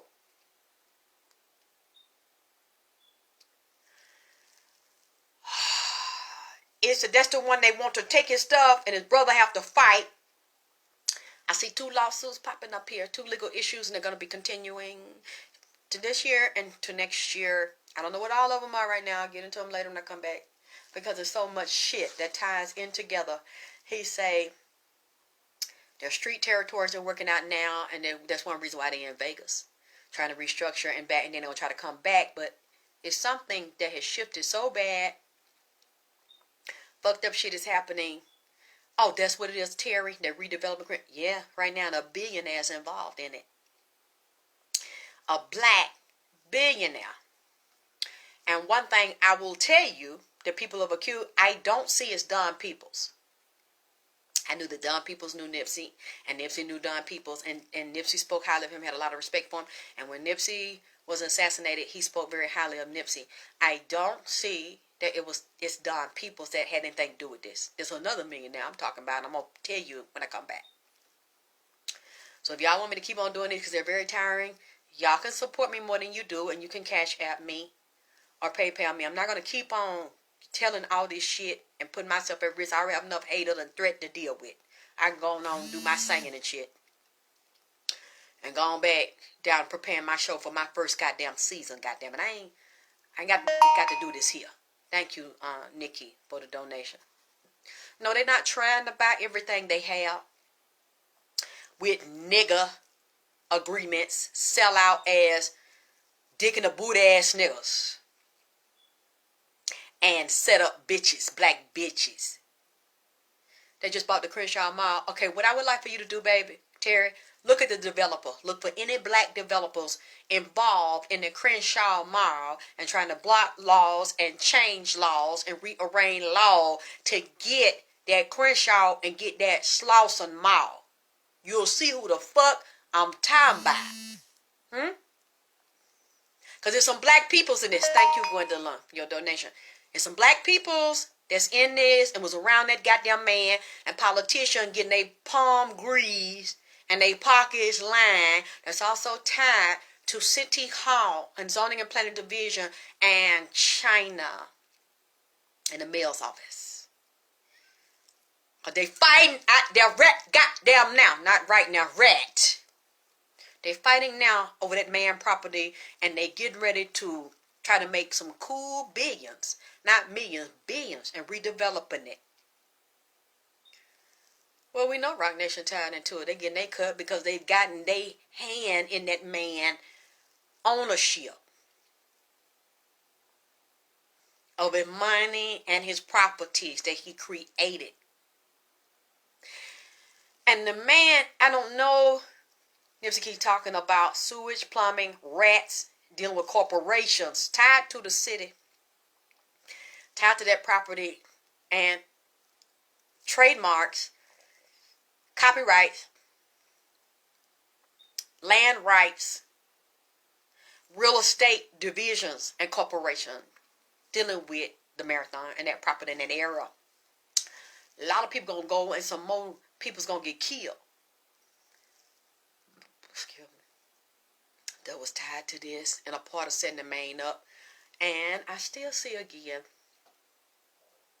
some of them young men that was in that store, supposed to be so-called relatives and friends,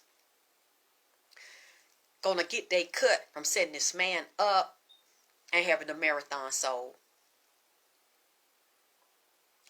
Yeah, because he got that from Nipsey. Out there in LA, they basically conquered and dominated anybody that was independent and powerful and taking over the music industry. Publishing, management, sports, weed stores, clothing, artists. Get down or lay down.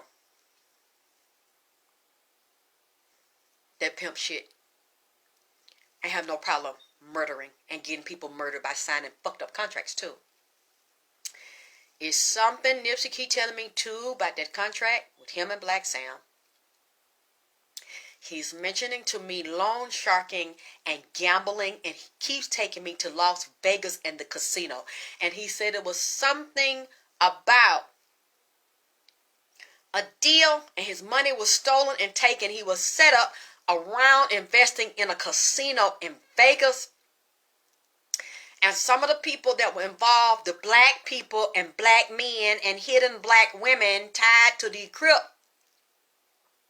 that was scheming with the men, pretending to be business women but having connections politically downtown and with China, with Asians. Underneath the marathon store, I'm seeing mob money, gambling, loan sharking. That's why I'm wondering, did Nipsey and Sam, did they have a loan? Was it on this property? Or did they have a loan around something else? High interest or something that was called in? Or a contract they agreed to with David Gross around that property? Because Nipsey keeps showing me 2 contracts and 2 loans. High interest, and one was controlled by loan sharking and gambling tied to the casino in Vegas. And calling in high yield street debt. Thank you, Janita, for the donation. That they know he could not pay because they jammed his money or jammed Black Sam.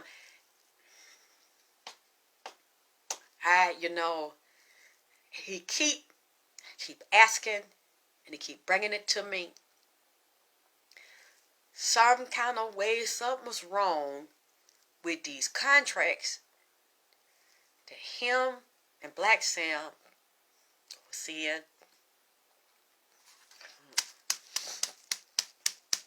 Oh, this shit clear my throat. Hold on, y'all. I can't talk like this. I don't know what the fuck is clearing my goddamn head out, but I'm glad.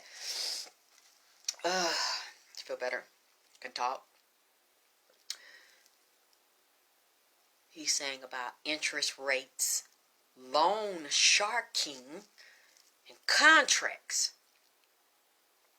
It's tied to China and this marathon thing, this Asian and this marathon thing, money around it, debt around it, ownership of property, appraisal values, loans and interest around this marathon.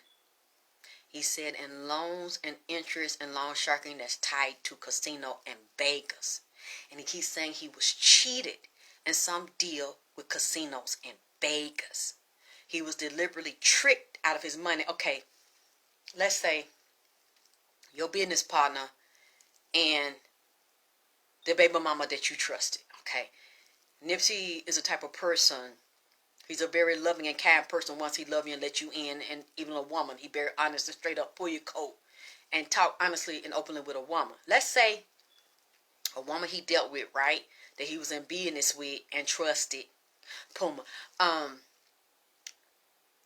knew and was also dealing with people in your store that control your smart store, the computer chips, the smart zone, the cyber currency, cryptocurrency. They know that. And Nipsey was always looking for something to invest his money in. He never just had to like to have cash laying around. He always liked to make his money work for him. So okay, let's say you know that. You hit baby mama, right? And the people that he working with in his store and shit, they fucks with you, or you go behind them with another nigga that's close to him that you fucking, one of his friends, right? And y'all encourage him to invest the money. He put the money up, you know where it's at, because he fucking with you. But he don't know that you also fucking with his friend. So he tell you what he doing because he trust you because you his lady and you fucking and sucking. So then you go behind his back and say, well, go get that money. We're going to get that money out of there. We told him to put it in there. Then the nigga go back and look for it. The money gone. The account jammed. The lock. He can't get in it. Then you turn around. This is a hypothetical. This is alleged. I'm seeing this in the spirit. It's alleged. It's all for entertainment purposes only. That's how I'm trying not to say it all. But I'm just going to kind of throw a little bit out there. Okay. You come back. Your money gone. They tell you somebody hacked it or broke into it. Turn right around. They know it's gone. Jack up. The interest rate will call in. You got to pay this, you got to pay that, you got a certain amount of time to pay it. Because from what he's telling me, the day that they shot him, he was already antsy and suspicious because he had already been threatened. He knew some shit was going down by some money in the motherfucking way and calling in and texting him and all that. So, they're going to make sure when they jack it up to a price they know you cannot pay right then because you don't have the liquid money. Because they done made sure you don't. You know, it's some tricky shit. Because it keep bothering me. Because I keep going back. I'm like, Nipsey, what happened at the store? Was you shot at the goddamn store? Was you shot in front of the motherfucking store? Because I keep, you know, I don't want to say the wrong information to y'all. I want to be clear, or I'd rather shut the fuck up. This shit still not sitting right with me. And then the other nigga that done came up that wrote that rap. What his name? What the nigga name that wrote the rap and met Nipsey at the other store over there in the restaurant that just got out of prison a little while ago and wrote a rap. Nip you be safe, huh? Nip you be safe. What would he say? What is this nigga name? Y'all know what I'm talking about. He was a rival gang member. No, I don't believe it was in front of the store because the tape was messed up. The tape was altered and it looked like it was staged. They're still not sitting right with me. Something else happened before that. Some confrontation now. I don't believe it was right there in that parking lot that just straight up all of a sudden happened like that, like they showing us. Something still not sitting right in my spirit. And something happened before that. And something happened inside of there where he was staged or something was set up or moved around. No. I still can't rest in my spirit with that. And I'm going to go back and look at this shit because I don't know if it was there in that parking lot or somewhere else because I keep seeing it was some type of altercation. What the man name? Firebug. It's something about that don't sit right with me either with Firebug. who was in this shit too. See, so many different goddamn actors in here and actresses and players and shit in the motherfucker that. Okay. He said there's a problem. He keeps mentioning public waterworks, underground tunnels, CERN, drug trafficking, pharmaceuticals, and sex trafficking, corporate real estate division, licensing and permit division, or real estate mogul and developer, and hiring long sharks, gangbangers, numbers runners. See, gambling and number running and shit is in this here. And he keeps sending me to Vegas. And mob money. Tied to the records. Tied to the store. Tied to the casino. See, what you don't see that's underneath this here, with the buying, the stealing of the marathon, underneath it, it is financed by underworld money. Them niggas set it up. You just don't see them. And they're part of the development division of this shit too. It's hidden mob ties. Italian. Allegedly. I can't prove it, but I see it and Nip see it.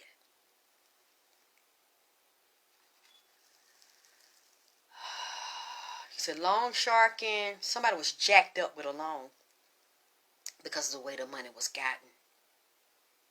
And it ties to Nipsey some type of way. They jacked him up. They jammed him. Forced him into it and did some Black Sam. Jammed him. I ain't gonna never know. But it's some Black Sam involved in this. And there's a way to get Black Sam back, like I had mentioned to y'all before. And it has something to do with an agreement, a contract, some side business shit that, Lord Jesus.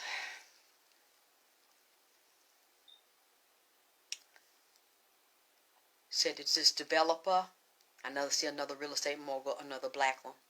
Hired loan sharks, gang bangers, numbers runners to get men with family power, connections, assets with political ties jammed up in debt and drugs and blackmail.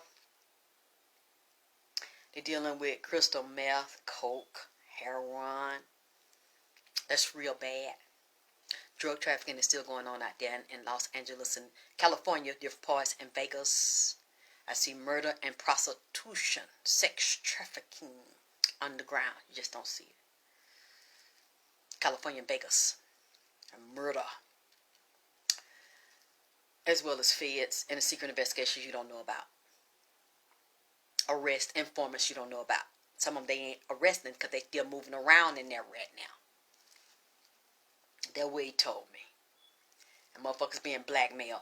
And so they used to take the people's property to sign over deeds to property or default on high loans on property, cars, boats, published catalogs, stocks, bonds, insurance, policies, selling children.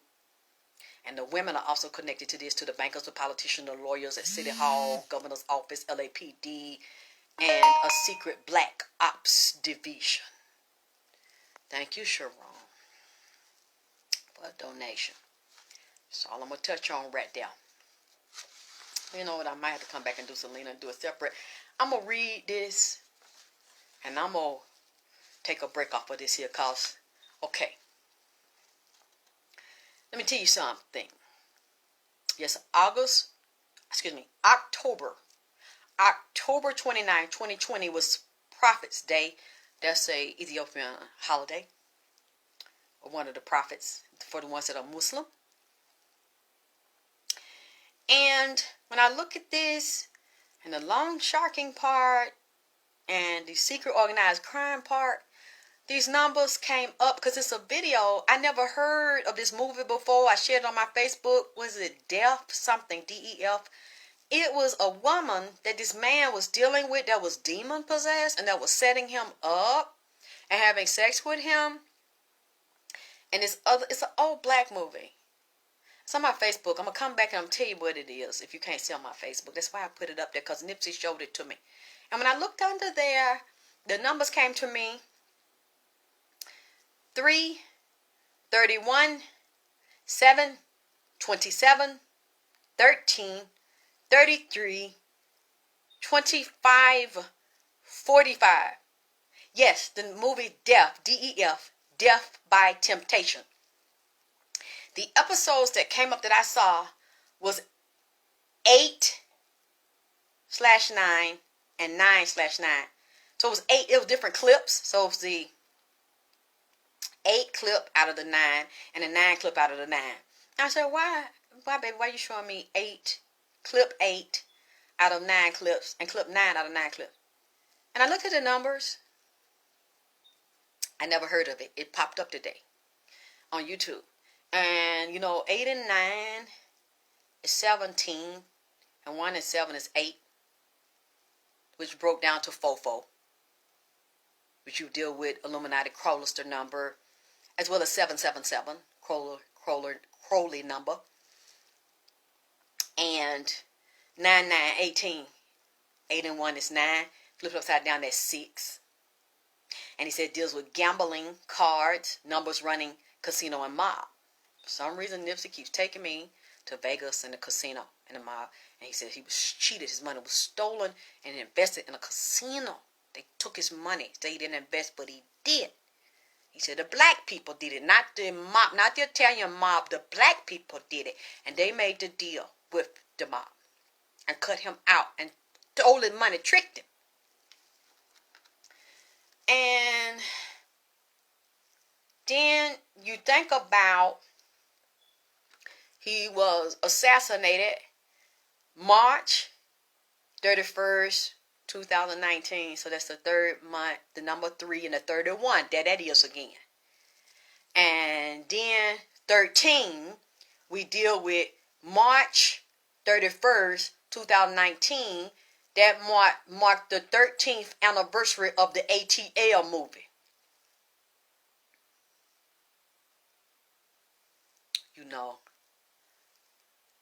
Ginger and Sam from Casino.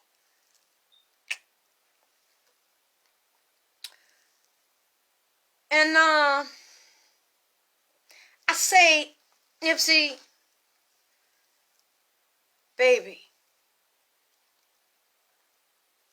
why would you pick that as a Halloween costume? Why would you want me to dress up as that? Because I would never do that to you.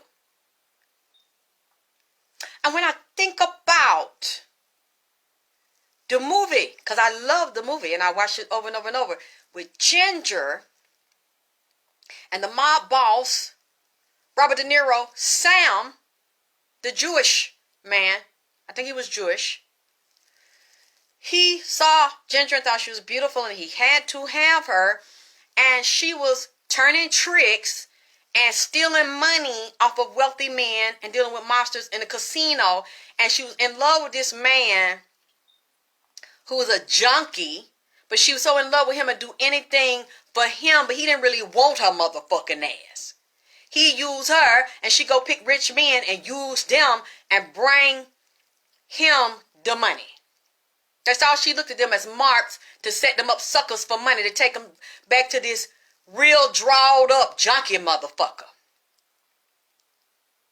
that do her any kind of way, look like he fucks men's. But she loyal and down with him, Mona Lisa. No matter what, he still pursues her anyway. And he finally gets her, but he know he got to have money to keep her because he knows she'll leave and she really don't love him. Had a keep a nigga baby buying. He fell in love with the baby, was a little girl, but he knew she could not be trusted. But a part of him wanted to make it work and wanted her anyway. He wanted her and she didn't want him. He know she was an arm piece and she was charming but slick and whorish and a big liar and a junkie her goddamn self. And he gives her this money, gives her this lifestyle, and she's using him and still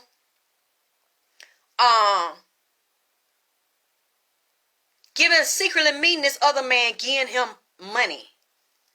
Until Sam, Robert De Niro's character, have, I think, Joe Pesci to follow him, and they meet him up there with somebody else and beat his ass up there in the goddamn restaurant. She's still sneaking and seeing him anyway, getting him and still in love with him, which tells me, Nipsey, did you know this lady was doing you like this? But she's a star to you. She's beautiful and sexy to you. She's something unattainable to you. So you feel like you got to rise up to a level, give her money and wealth and things to keep her. Because a part of you, or did you figure out later on, a part of her really didn't love you and really didn't want you?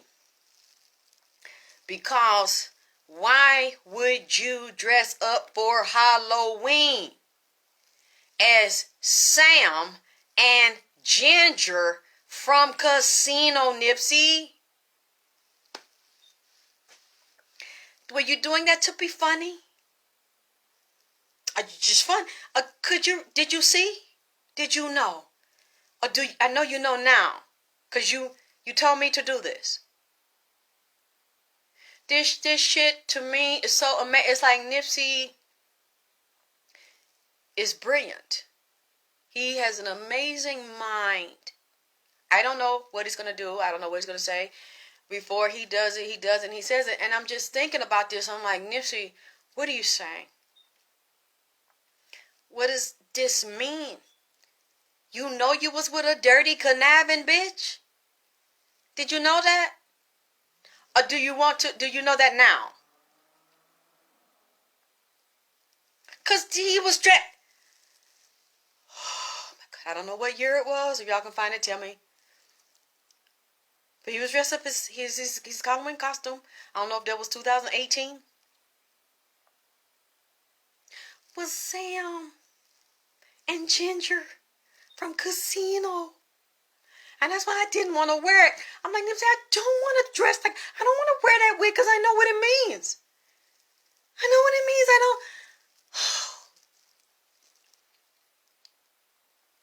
don't. And you know. So he says, you're going to wear it.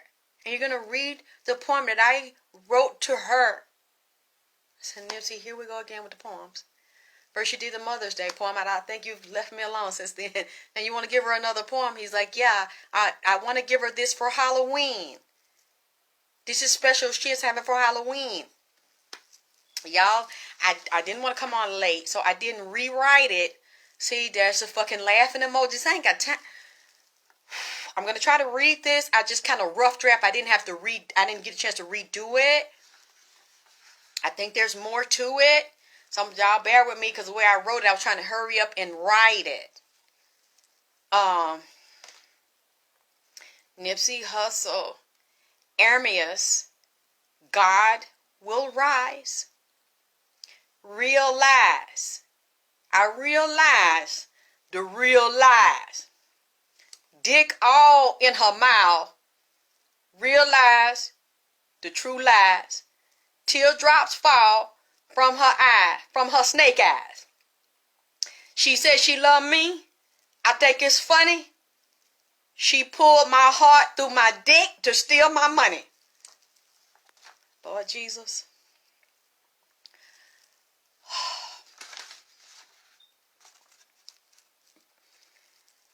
She caught the eye, a young Nip.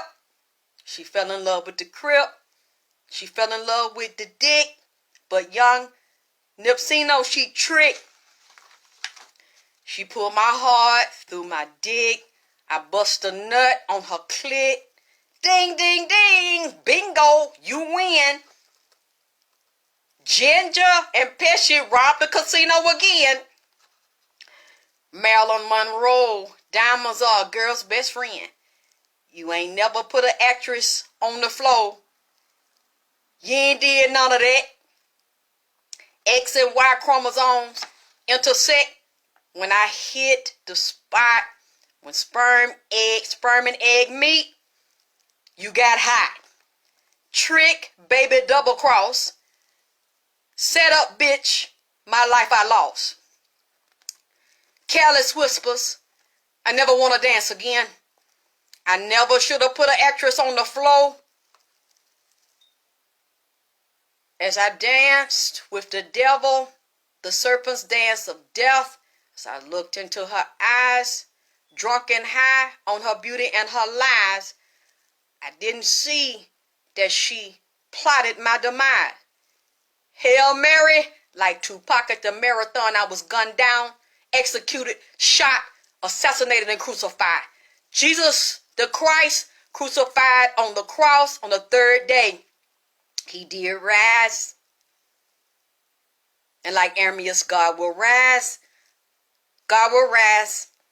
God will rise. So does the marathon continue? Does the marathon end? Or does the marathon begin again? Or does the marathon die like I did when I was shot and my funeral procession did a drive-by as I lay stiff horizontally, you partaking in the feast of famine and the death of Nipsey and the rise, and as a rise of Ermi, as you affectionately call me. Bone of my bone, flesh of my flesh. You rest in $1 million insurance policy, rights and royalties of the baby. Satanic triple cross that you set. The devil is in the details. And so am I remembering. Let me say, the devil's in the details. And so am I. But remember, Armias, God will rise. Remember, God will rise. Remember, God will rise.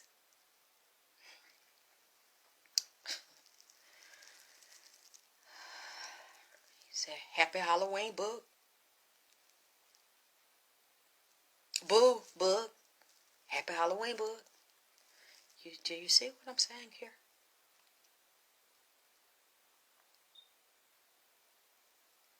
I have fought him all day because I did not want to read this.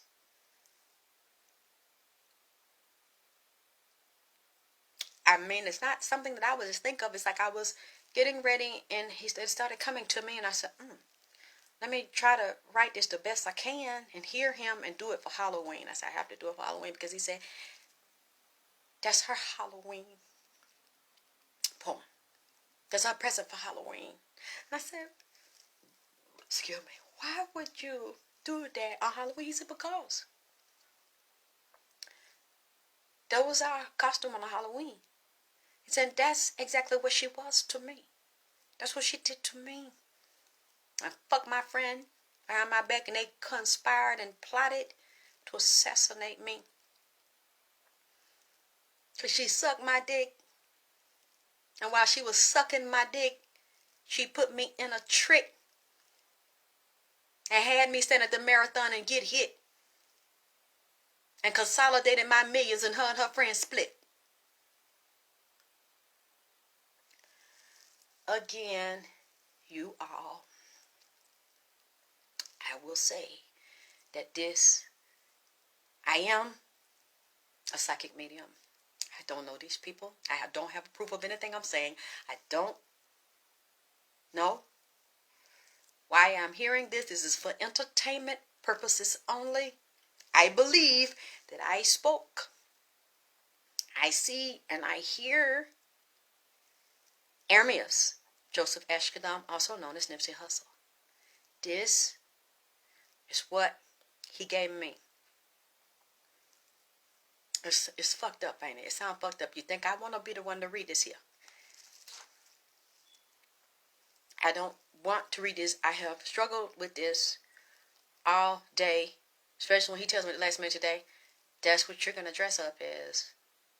That's your Halloween costume. And I said, I don't want to be that. He said, but it's not about you. Do this. Okay, I'll do this for you. But I'm letting you know I don't want to do this and I feel very uncomfortable to do this. I'm letting you know before I do it. I'm going to do it for you anyway, but I feel very uncomfortable to do this. You and these poems and shit. And he said this is how he feels. He wants her to know that this is how he feels. I mean, Nikki, Charlie, Charlie May, I know that the Spirit never lies, but I could be interpreting it wrong. I'm willing to be wrong. Because what I just read to you, that I believe that he told me is really fucked up. If this man is hurting, he feels betrayed, he feels used, abused, unloved, and violated. What do you mean, Lizette? It hit really different. Because it's not something I wanted to do. Again, it's for entertainment purposes only. This is, I'm just reading a reading. But it feels so bad. But what do you mean, Lizette? It hits really different. How do you feel? I mean, you know how I feel. To have to say it. And he's not even finished. This is just the part I wrote, and I stopped, and then he said, this is what else you're going to do, and this is what you're going to wear. And I'm just like, for someone to be physically killed and to know that they're physically dead, but to get up out of the body and still be alive, dead yet alive, and talk with that much sense, I've never seen it. Keep talking. And said they were violated and justice was not done. And very angry because their life was taken from them at 33 years old. And what he's saying and how he's saying it is like, I loved you and you played me. And when I realized what you did, I pulled away, but you had me locked in. Because I think, correct me if I'm wrong, XX chromosome is a girl. XY is a boy. Your people did this to you and you stole your money? Yes, Nikki, I said I understand, but I have to be the one to bring this, to hear this, to see this, to feel this man's pain. That's one reason a lot of times I don't sleep. Because I hear him. And there are times I sit up and talk to him all night and I cry. And I'm like, I know crying it's not going to bring you back. And it's not going to help. But I see him and I cry for him, for what was done. Because he's still very hurt and he's sad. And he feels stuck because he can see and hear everything and everybody over here. And he can't move because he doesn't have the physical body to move. But he sees what they're doing and he come go see and he come tell me. And just like Gwen, revisiting issues and hurt with women, yeah. It's painful, especially when the first woman is your mom. The one who has set up the example for our interaction. He still asks for his mom. And he wants his mom to be careful and to fight for him. To bomb him and fight for him. He loves her. And he miss her. And he just wants her to love him. And accept him and fight for him. And put him on her altar.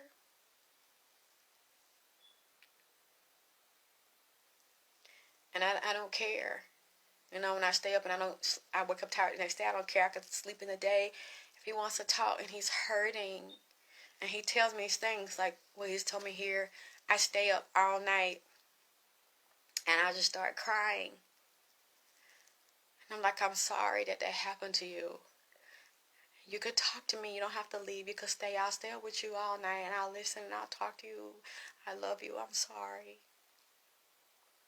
I'm sorry. I'm so sorry, baby.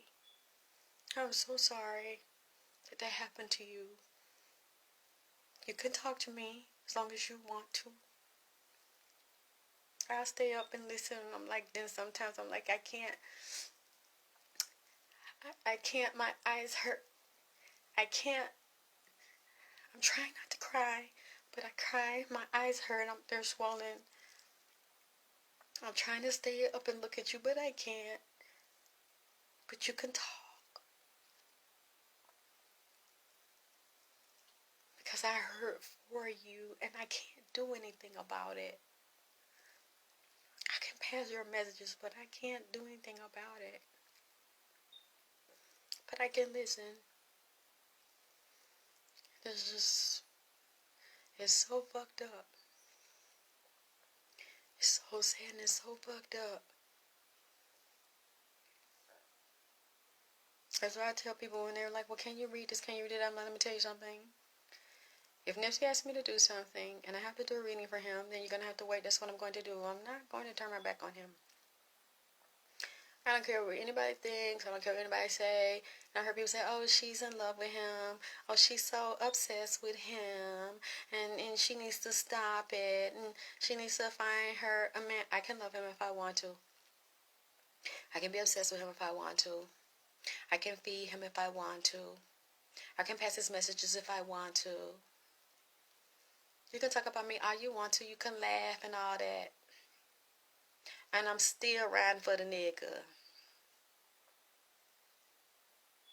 I'm not bothering you. I'm not doing anything illegal. You don't like what I do. You don't have to watch me. What you looking at, old looking ass bitch? A looking ass bitch ass nigga? What you looking for? I'm grown. This my money. This my phone. This my life. This my food. You ain't buying it. You ain't paying my motherfucking bills. Do what the fuck I want to do. I can obsess over whoever the fuck I want to obsess about. You ain't embarrassing me. You ain't stopping me. And I can't obsess about nobody and pass nobody's messages unless they come over here and give me the shit. I can't. Nipsey's the type of person, he really hasn't changed. If he fuck with you, he fuck with you. If he don't, he don't. I can't make that man come over here and give me no goddamn messages. I couldn't get all this stuff I get unless he wanted to give it to me. And as long as he come and give it to me, I'm going to take it and I'm going to pass this shit. Cause what you motherfucking bitches. Don't you have some business of your own to run? Don't you have somebody to goddamn read and talk to and stay the fuck out my goddamn business, bitch? Cause you cannot embarrass me into leaving it alone. I'm not going to leave it alone until he tells me he don't want me to pass no more goddamn message. He don't want no more food. He don't want my love. He don't want my energy. When he tells me that, then I'll leave it alone. Can't no human and nobody tell me to stop fucking with him. Now I got a whole crew over there they want to tap into. They inner freak. You know what I'm saying? You know what I'm saying? They cripping and dripping. They gigging and freaking. they like drill. You know what I'm saying? They want some ALEXYSSKTYLOR vagina power and penis power in this bitch. So I work for the spirits. I live for the spirits. I'm honored by the spirits. I'm honored to have this ability. It's amazing to me that, yes, tiring is hard on my body. But y'all would be surprised how many people email me and say, I wish I could do what you do. Can you show me? Do you have a class? How much? Can you, that's right, banging this thing. Can you help me? Okay. I won't deny it. I'm a straight rider. You don't want to fuck with me. Okay, Tupac. So many people, I don't know why, but they wish they had the gift. And they say, would you please show me how to do what you do? I want to be you. I want to. And I'm like, I don't think you want that.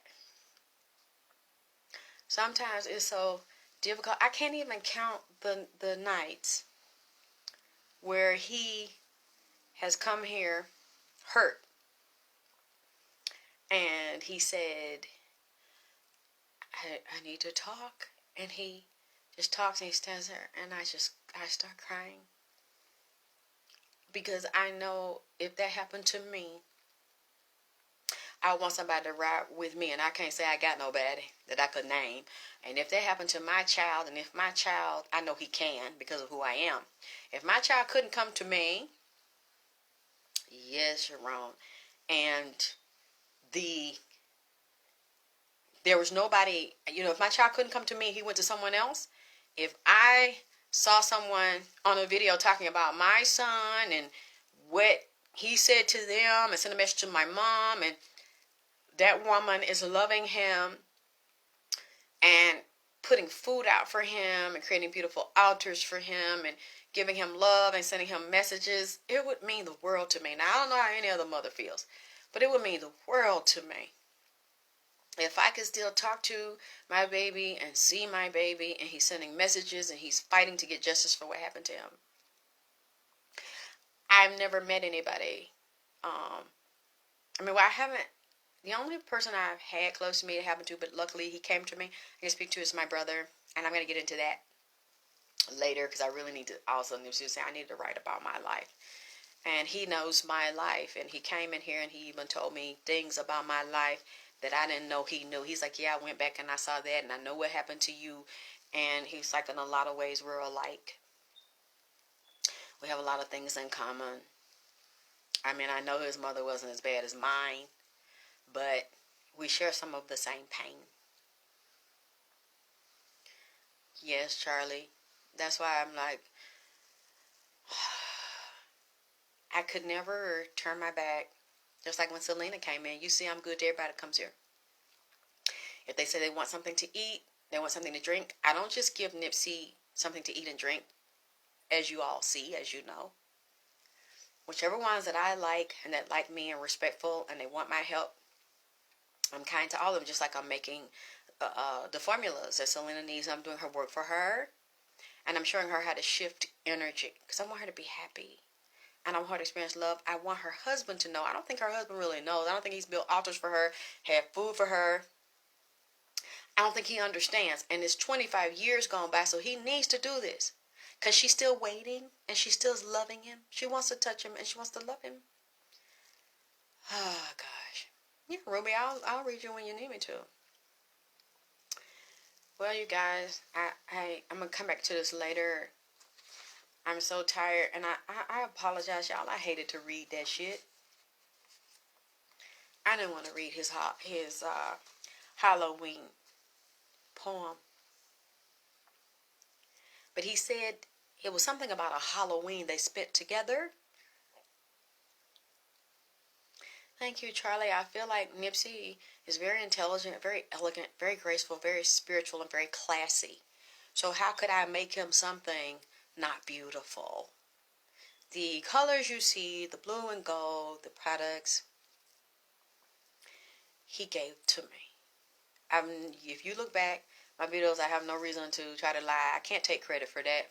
You've never seen me wear blue and gold. You've never seen me wear blue. You look at my old videos from 13 years ago, it was always black and red, colors for issue. I'm very drawn to issue, Elegwa. And those are the colors I would always wear. I never owned a blue. Maybe once, I think I might have had one picture a long time ago. I had a blue jacket on outside, and that was it. That was my black. I wore a lot of black and red. I had hair products. I made hair products, 8 years ago, 8 years ago. Never made anything blue. Never had beautiful blue and gold. Never, ever cripped out a sage. Matter of fact, I haven't seen anybody in the world crip out a sage. Have you all? Can you please tell me? I don't know everything. I don't see everything. Have you seen somebody crip out a sage? I have. I haven't. Crip that motherfucker all the way out, dripping. I ain't never seen that. I ain't seen that. And it's beautiful. Absolutely beautiful. A 24K gold cream and a blue and gold jar. I've never thought of anything like that. Someone that is in their deepest pain, but yet comes to me to pass messages and create such beautiful things. I can never turn my back on them. I don't care what anybody says. I wouldn't do that. Because I won't want anybody to do it to me when you cannot help yourself. He misses his body. He's angry about what happened to his body. And that physical body, he can never get back in that one. I wouldn't do that. So you have given him the utmost respect and love, and I love how he has returned the love back. You see what I'm saying? The sauce, the products, the hitting, the cripping, the drip. Yeah. I'm creative, but I didn't think of that. It's like, I guess because he knew I was creative, it was easy to teach me. Like, all of the formulas, like I said, I can't take credit for them. Every sage, all the herbal baths, the oils, the incense, this man created this stuff. I just was a vehicle to move through, to put it together in the physical if people wanted it. And I use it. Like I said, I should have, but I said, I'm going to do this for him on Halloween. He wanted me to do it on Halloween. Hey, LaDonna, as you see, I never lit that blue and gold sage. I just made that one the other day for Selena. And for anybody that wants it, the lover sage. Absolutely beautiful. Because you see how, I know y'all can see it and feel it. I had to catch myself because I almost went into trance. After I lit the blue, and I've seen other people light the blue in other states in their house that don't know me. And the orbs start coming around the blue. Excuse me, but this is the very first time I lit it, and I shared it with you tonight. It's too late. I'll probably do it tomorrow. I'll go outside and light the red, and it's gorgeous. The 24K, I lit the dragon's blood before I came in for protection. Put the uncrossing tea, and I washed the floor and put it at the threshold. Because, you know, a lot of demonic entities roam at Halloween. And even the days leading up to it. So I've been doing, you know, my ritual stuff every day. You don't wait for the day of a holiday. You start the week or 2 weeks leading up to that point. You're building energy. You're going to have a problem if you try to hit that on the day of the full moon or the day of another holiday. Anybody that wanted to hit you has been pulling that shit towards you that whole week or 2 weeks, and then you want to try to do some protection ritual shit on the day of. You late. They done already winning your ass. See? This is one of the deepest Halloweens I've ever had. Let me tell you something.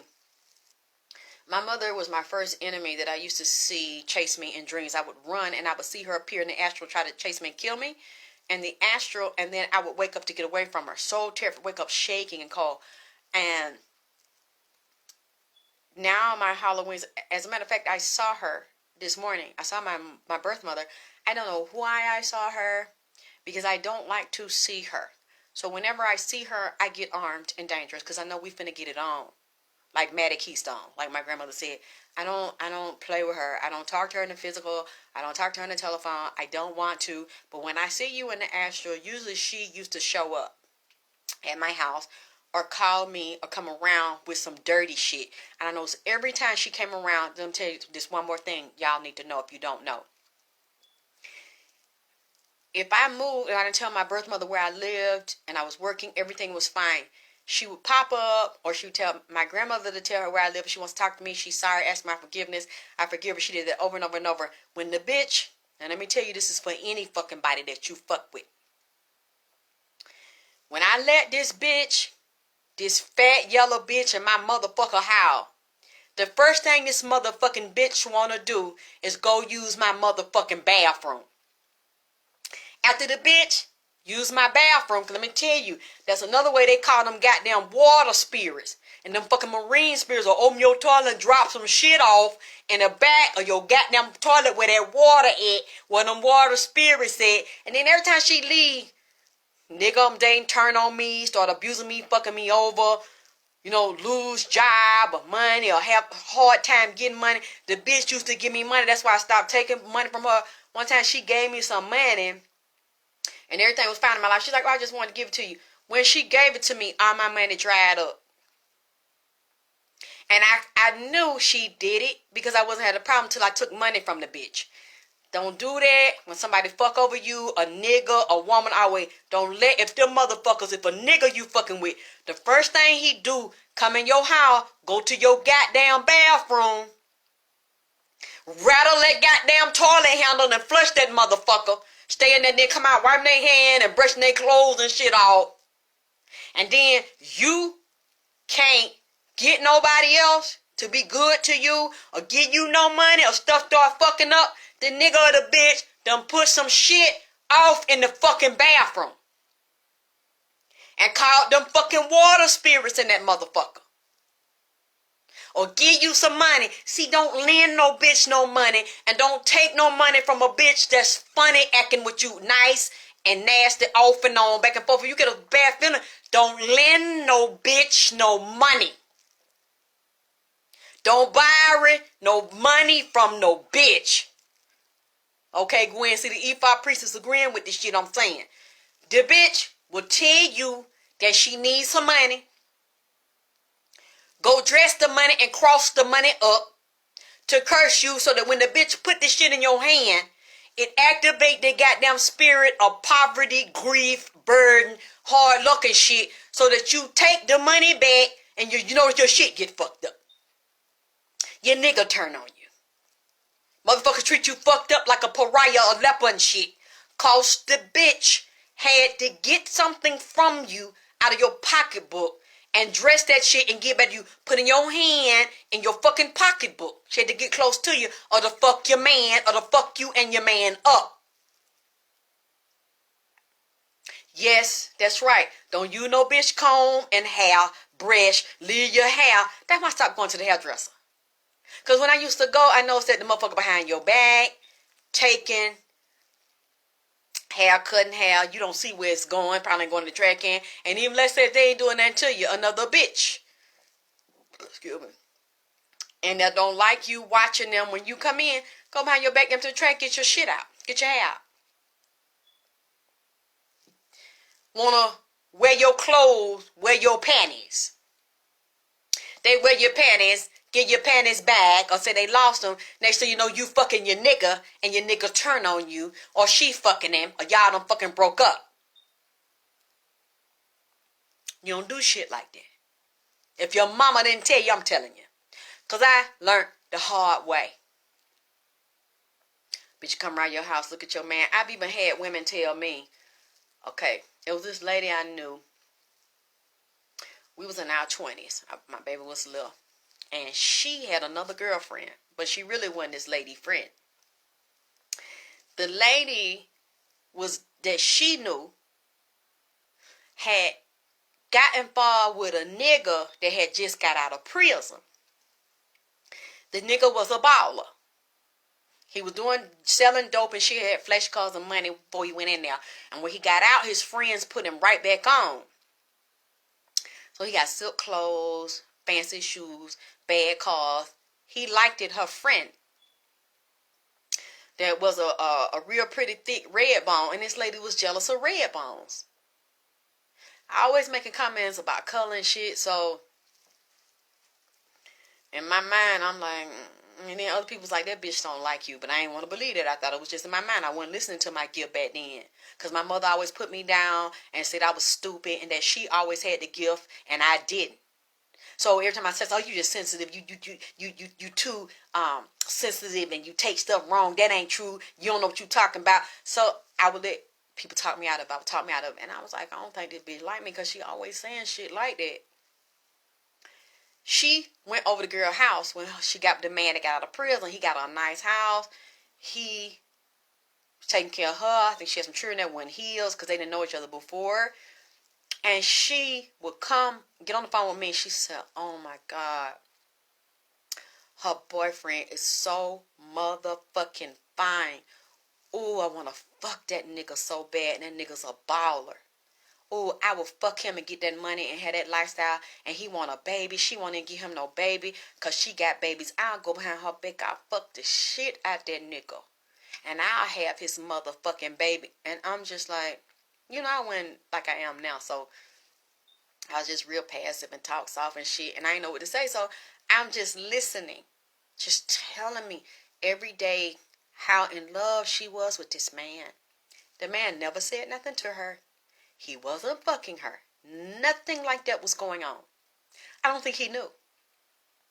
And her girlfriend didn't know. She thought she hanging around. And she's like, oh, this is so beautiful. And oh, you so lucky. You got a good man. She didn't know that while she was saying that, hey, Duane, she didn't know that this lady really didn't like her. And the lady was really jealous of her and wanted her life and wanted her man. And she wanted to find ways. She's just trying to figure out how to get to him and break them up. I don't think she was didn't know magic at the time or was doing magic at the time. Okay. Let's say you're dealing with a woman like that. And that's how my mother is. I've seen her break people up and then sit and fucking laugh about it. Get in their house, get things of theirs, do magic on them and shit. They trust her. She had like a preacher. And my mother's very charming, very cunning, very charismatic. She know what to say to you. She's very perceptive and the bitch is psychic. And she's a demonic witch. So she's going to know your strength, your weaknesses. You don't even know. Bitch can peer in on your motherfucking ass. Like she's a fucking clock in your house or a fly on the goddamn wall and the bitches across town. So when she come up on you, she done already done the ritual on you and you let the bitch in. It's activated once she go in your house and take her fat ass in there to the fucking bathroom, man. And then a watch fuck shit happen to you because she did it to her own daughter. And then it'll be like, what happened? Why he don't want you no more? Why he treating you fucked up? Knowing she did the shit. And inside of me, I felt like she has something to do with it. But then when I would ask her, oh, bitch, ain't nobody did nothing to you, bitch. Ain't nobody jealous of you, bitch. Yeah, calling me bitches. Ain't nobody jealous of you, bitch. And I'm like, but you must be. You're jealous of your own daughter because of the stuff you do. For what? Oh, nothing ass bitch. And I'm like, yeah, it must be something because you put me out and you follow me everywhere I go and you try to destroy everything I have going before it really gets going. And you try to run my men off. That's why I don't talk to the bitch no more. It's just like when I told y'all that story when I slid up under an 18-wheeler. The bitch had came over here the night before and said, I know you're dealing with problems with these women attacking you. Take this magic sigil and take this purple candle and you burn it. Put the candle on top of the sigil. Let it burn. And it was purple. And purple is supposed to be for, John the Conqueror, clarity, domination of your enemies. Not okay. I didn't quite feel right, but not trusting myself again. I put the candle on top of the sigil. And it was a good sigil. It was a positive. I think it's from one of the 6 and 7 books of Moses. So it was nothing wrong with it. But let me tell you something. Like I told you before, somebody can give you something good for bad. Like give you some money and it's really marked for bad, but it look good to you and they paying on an emotional or need. So you don't know that they done reversed this shit and turned this shit upside down. Like somebody put somebody upside down on a satanic cross. Okay. So she clearly had dressed that for my demise. Because I lit that shit. I read the scripture, but she had already done a reverse curse on the shit. I get out that morning, my son taking my son a coat, hydroplane, come around the curve. Luckily, God fixed it. I still had angels watching over me. And as my car hydroplanes, we're in rush hour. 7 o'clock in the morning, 7:30, 8 o'clock in the morning. Usually traffic is jammed up bumper to bumper. As I come around the curve, 285, it was this open space. It was like 4, 5 lanes. It's usually bumper to bumper. 4, 5 space. God had fixed it. Where it would be jammed up with cars, there was a space right there. And the 18-wheeler was sitting there by itself. So as I come from around the curve, I hydroplane, hitting the brakes, the motherfuckers won't move. They jam. My car slides across 3, 4, 5 lanes. Whoop.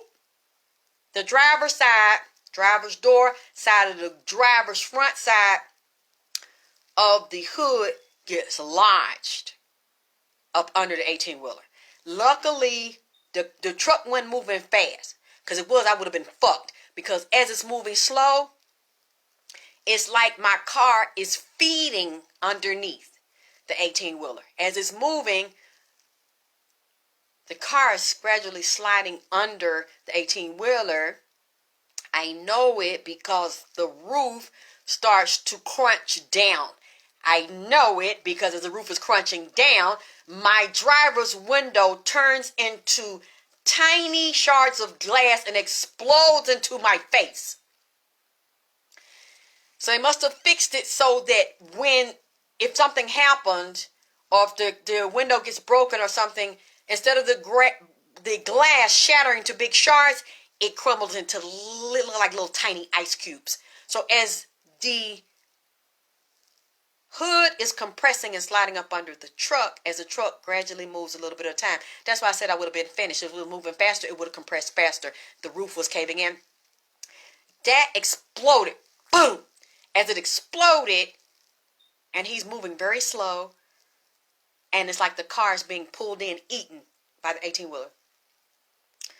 The windshield starts to crunch, bend like an accordion. It's collapsing. My son is there. And I told him the other day, he remembered, and I said, baby, and I started praying, and I started calling Archangel Michael. I said, Michael, Gabriel, Raphael, Uriel, be with me in this time of death, because I can't get out. If I get out, I'm going to be under the car, so I'm going to be smashed by the tires so he doesn't see me.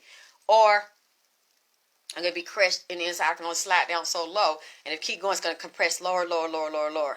Yeah, but I wasn't scared, though. I said, God, if I'm coming to be with you, I ask you, Archangel, to be with me. Michael, be with me. Catch me on the other side. And I told my son, get out. I'll die by myself. I can't stop it. I can't. The brakes is locked. The wheels, as the truck is moving, are pulling the car under, and the driver don't see us. And so I just accepted it. And I said, come be with me. As archangels, come be with me in the car. I said, I don't want you to die with me. Get out. Baby, get out. He looks at me like, who the fuck you talking to? And I said, get out. You go, move around the cars and get over on the side, the median. And he looked at me. He's like, I ain't going nowhere. Yeah, I was going to dip down, but if they would have kept on, I probably would have just crushed, and I would have just been laying flat underneath there. I wasn't going to sit up and let it crush me. But if it kept getting lower and I was under there, I didn't want my son to go with me. I said, go, baby. Tell everybody what happened, but you go. And he said, I'm not leaving. We're going to go together, Mama. I said, that's not cool. I'll be okay. Go. And he wouldn't. I'm not leaving you, Mama. I'm praying, I'm asking the angels, come get me. They done fuck me. This bitch. I knew my mother had done it, because that's, you see what I'm saying? The next day, 24 hours later, it happened to me at the blue. And all of a sudden, the truck stops. So I'm being pulled under, and it stops. Car freezes. It's not pulled anymore. As he stops, my car goes pop. It pops out. I'm looking again over there, rush hour, the way was clear. 4-5 lanes was clear, so my car, I glided over, the brakes worked again. I was able to ease over there. The truck driver pulled in front of me, that big old long truck. It was a white man, older white man. He said, God damn it. He said, I'm sorry. He said, I didn't know you was under there. I didn't see you. He said, something told me to look down. He said, I looked in my mirror and I seen you up under there. And I said, God, how did she get up? I said, it's okay. I know you didn't see me. I hydroplaned up under there. And right then, I'm sitting there and glass had done hit me in the face, and it was all over my clothes, but there was not one scratch on my face. I wasn't cut, just because the way it broke, it was like a little ice cube. It wasn't shard. And it started to rain. I didn't have a window, so I couldn't roll the glass up. So I'm sitting there, and he said, you all right? I said, I'm all right. Call the police. Call the police. And even though, I didn't do nothing wrong, they said it was my fault. The brakes jammed. There was nothing I could do. So I just rolled up along with it, and the door was fucked up. And I had a dream that morning when I was coming out to my car, the door was missing and the window was missing. And I said, what that mean? And my friend, my gay friend, had called me. He's like my big brother. He say, Alexyss, I seen a black magic ritual done on you, and I seen a bird. She said, like in a bowl, they had cut it, and the blood hit the bowl. He said, they're going to try to kill you. And then I seen the dream early in the morning, and it was raining, and the car door, my car door and window was gone. And I said, what that mean? And I should have kept my motherfucking ass home then, but see, a dumb bitch, Still trying to love my mother. Still trying to give her the shadow of a doubt. Still didn't want to believe the bitch would do that. Even though she had done it a whole bunch of times before. Every time the bitch followed me, the first thing she do in my house, she go to, she take her big, fat, funky, yellow ass to my goddamn bathroom and then want to give me some money. Or, oh, let me rub this oil on you. Let me anoint your house. And then catastrophe and disaster. I'm sharing that with y'all because if you seen a bitch or a nigga like that in your life and you notice shit like that happening, the fallout, boom, boom, boom, like dominoes, maybe you need to reevaluate your judgment and who you're trusting and not trusting and respecting yourself. You want the love of your mama or somebody so bad, you keep letting people fuck you like that because you don't want to believe what God trying to tell your motherfucking ass. And that happened the next day. She run to the hospital. Oh, my baby. Oh, I'm so, oh, my God. When I looked at her, I said, don't you ever, I mean never, bring me no candle, no rat, no dog, no cat, no nothing. I will never trust you again. I will never use nothing. I don't know why I took it this time knowing you've been a dirty bitch all my goddamn life. Even when I was in your ass, you was a dirty bitch. And I was taught, oh, to respect her, and Jesus to respect her, and the Bible, and all these black motherfuckers will tell you, watch your parents abuse you, watch your mama dog you and leave you. I still tell you that's your mama, you gotta respect her because she could have aborted you. You're following me around trying to avoid everything I do. That's more hellish than you just going to an abortion clinic while you were pregnant with me. You do what you want. You let your mother and other people do that to you, it's on you. It's not on them, it's on you. You're responsible for your life. You're in control of your life. She's not responsible for your breathing no more. You're not on the fucking umbilical cord. You're not inside of her uterus. You're not in her ass. And if you can't depend on her when you get out here and she do everything to see you fail and you still fuck with her, don't get mad at her. Fool me once, shame on you. Fool me twice, shame on me. And you keep letting that shit go because people in your family let you be a victim and let you be violated and tell you to love the violator and love and respect the abuser and trust the abuser when you cannot trust them with your fucking life and you keep fucking with them because you want your family to love you that ain't your fucking family. That's on you. Instead of you learning to love, respect, and trust yourself and defend yourself, you then have guilt about attacking the bitch and defending yourself against a bitch that will cut your fucking head off and watch your blood run down the fucking street because they gave birth to you. That's on you. When people try to tell me shit like that and oh, my mama this and that, I said, but mine too though. A lot of shit that happened to you worse happened to me. And I don't fuck with them. And you still sitting here crying and whining about that shit. And you real fucking grown. 30, 40, 50 years old and still letting the bitch do the shit. I mean, the bitch is one thing. Consistent. She's been consistently a dirty bitch ever since she was fucking born. The bitch is always consistent with her shit. I have to respect that because the bitch is always showing you that she's a rotten bitch. And you just don't want to see it because she gave birth to you. So like Jesse Jackson, your motherfucking ass with the Rainbow Coalition keeping hope alive on a bitch. That's on you. You deserve the fuck you get. Because you's a dumb, ignorant bitch. And you don't want to wake up to the fact that your mama ain't shit. And you think you owe her that because she gave physical birth to you. And one day she gonna come around and she gonna fucking change. The bitch don't give a motherfucker about you. That's what you don't want to goddamn see. That's why it's a lot of time when people was talking about me and oh, don't get no reading from her and she crazy and she'll go, oh, yeah, because I don't want to hear that shit. Now, if you was a little girl, you 10, you 15, you 17 years old, you come to me, I'm not going to talk to you like that because I know you don't know. Because what I know too, if you'll let your mama do you like that and she won't change, you'll let another bitch that you want to be your friend do you like that. You'll let other people do you like that. You'll let your boss do you like that. You'll let a nigga do you like that. And usually what I notice too, when women have sons and they let their son slide, they don't know how to set boundaries and discipline with their son, they'll usually let a nigga do them the same motherfucking way. The way they treat their son, they wonder why their son don't have no motherfucking respect for them. And then you notice they pattern. If you get to talk to them, be around, a nigga will do they ass the same fucking way. Fuck them in they ass without no goddamn boundaries and motherfucking jurisdiction. And then you waiting for him to say that y'all together and y'all gonna goddamn get married and he gonna motherfucking be with you, and you wonder why he don't. What the fuck you waiting for him? Oh, you know, women say, oh, how do I tell him I need help, or I need some food, or I need help with my bills? How do I say that? How do he say pull your drawers down and stick my dick in your ass? How do he say, let me put my nuts in your butt and my balls in your jaw? How do he say that? And how do you pull your drawers down and take your two hands and pull your two ass cheek over for him to stick his dick in it? How he feel comfortable saying that shit?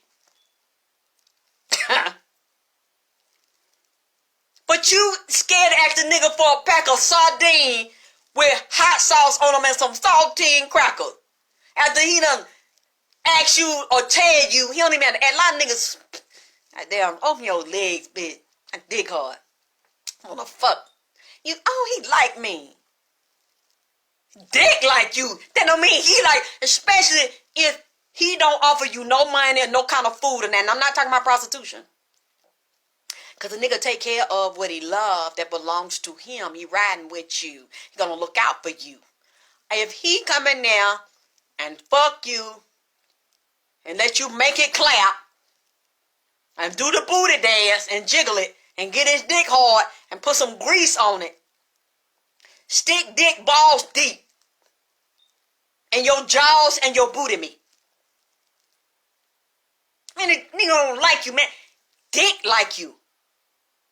He looking out for him and little Jimmy. That's all he's looking out for, how to have him and Jimmy come over there with a little Remy and skin beat. And, man. If the nigga come over there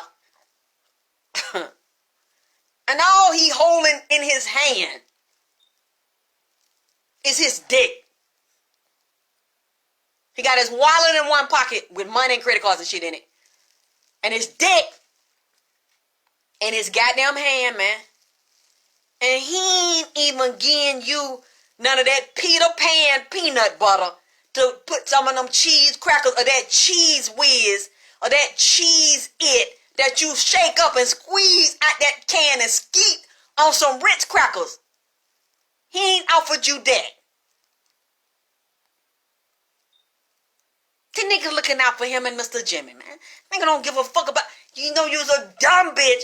You was grown in age, but you is young and dumb in the mind.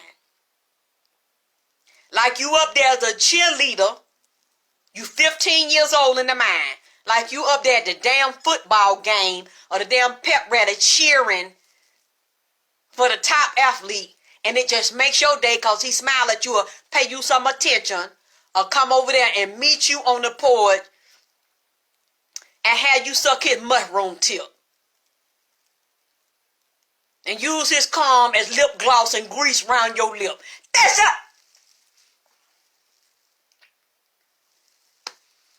Man, I'm finna go, man. Take the shit off. Get me something to eat, man. There's a part of ALEXYSSKTYLOR vagina power, what I fucking gave you, man. That's why when certain women say certain shit to me, that's go off. I don't want to hear that shit. I ain't with that thing he with. Because see, I don't want to hear that shit from a dumb bitch. Especially if it's somebody grown, but a child in the mind. And instead of you trying to fix that, you let a nigga come over there and fuck. This is another thing I don't like. They teach you that I think is wrong. tell you don't fuck a nigga right off, make them wait for it, 'cause he gonna respect you and love you more.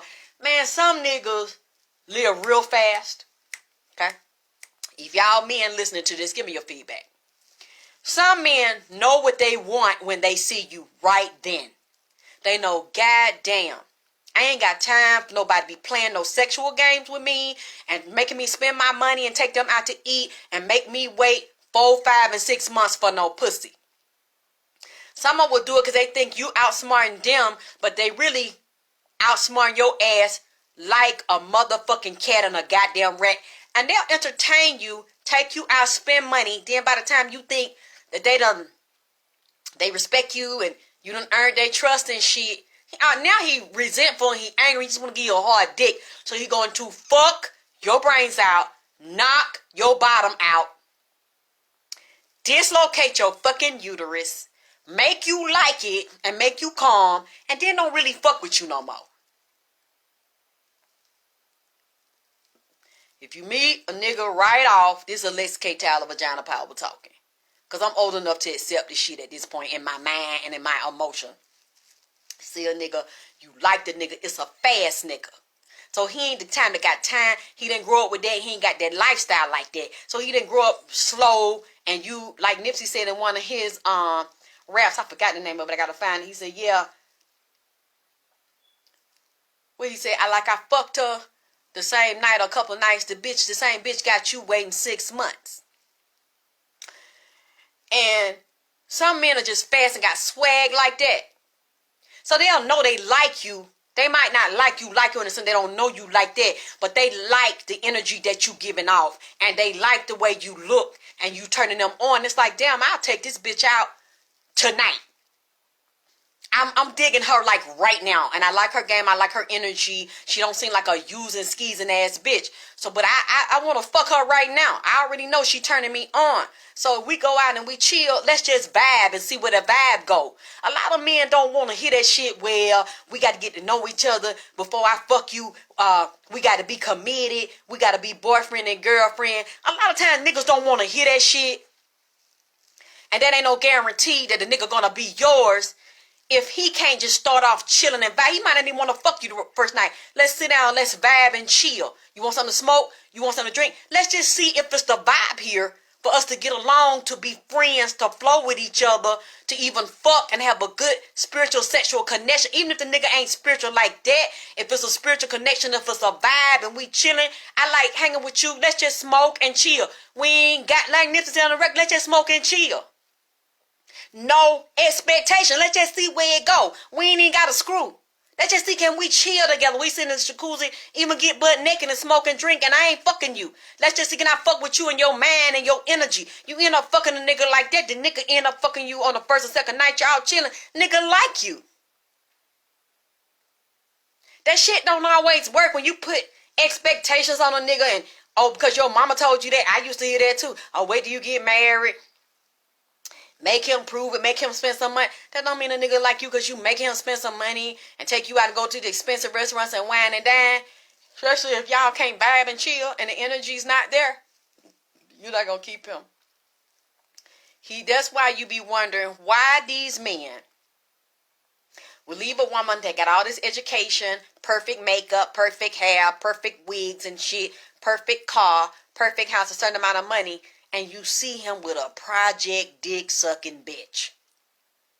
Ain't got none of that makeup on, no wigs and shit on. Cause sometimes when a nigga really vibing with you and really want you to let go when y'all fucking and do some ghetto fucking and some project fucking, nigga want you to pull that wig off, have that hair standing up, that makeup off sweating with a dick in your mouth, bent over, leaking, geeking and freaking. You want to see the raw, some raw, real, spiritual, sexual, nasty fucking. Like he said, like my bitch bossed up, my dick sucked sloppy. Like, damn all that other shit, bitch. You can be pretty when I take you out to show you up, a bitch. When it's time to fuck, goddamn chop, bitch. That's why a lot of times he'll fuck a bitch you think is ugly, that don't nobody want to be seen with a nigga go see at the nighttime. Because he want two things, But he can't get it in one woman. He want a fly bitch, a flossy bitch that he can have on his arm, his friends, depending on his occupation, or he's a goddamn standout nigga, a star, a boss ass nigga. He want a certain bitch out with him. But if he can't get a nasty, freaky, ghetto fucking and sucking and slurping bitch in a boss bitch body, then he'll deal with different bitches to give him different parts of the one woman until he can find the one woman that also his soulmate. Oh, she's so ugly. Oh, she's so nasty. Oh, look at that bitch and all that. And she walk like she stank. Niggas like that stank walk with the booty jiggling. Because he know that she can motherfucking goddamn NASCAR drive on a dick. See? And she can suck a dick with no expectations. We just vibing on what we think. I like the fuck too. Next thing you know, he end up getting attached to the bitch because she has no expectation. She ain't chasing the nigga, trying to cuff the nigga. It's like, I'm on what you want, nigga. I want what you want, nigga. And the nigga can feel that she ain't trying to cuff him and put demands on him. We just chilling. We just vibing and chilling. And if it lead there, lead there. If it don't, I'm still cool. Most of y'all can't do that. And most of y'all can't share your nigga. But, you know, even if you ain't into that, polygamy and all that, a lot of y'all still can't get a one-on-one man because y'all attitude wrong. And you looking for something you think he looking for. Even if he look at that and he look at a stripper, he'll fuck a stripper. Most of these niggas don't marry no stripper. Most of these niggas don't marry a bitch with an exaggerated booty with ass shots. Even though that look good, he might fuck that and play with that. But most of the time, he don't cuff that.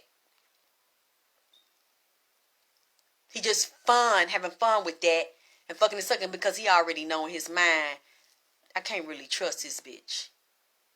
But this is some shit, I'm out, I'm in a mood, I want to fuck, I want to have a good time. I ain't looking for no wife. So this is what I do until I get the one I want. Sorry, don't mean to interrupt and interfere, but the Crenshaw Mall was purchased by 2 New York-based companies. Ooh, thank you, baby. Thank you. You know, when it was purchased and have they started trying to do anything with it? See what I'm saying? New York. So these are wealthy companies. LIVWRK and DFH Partner.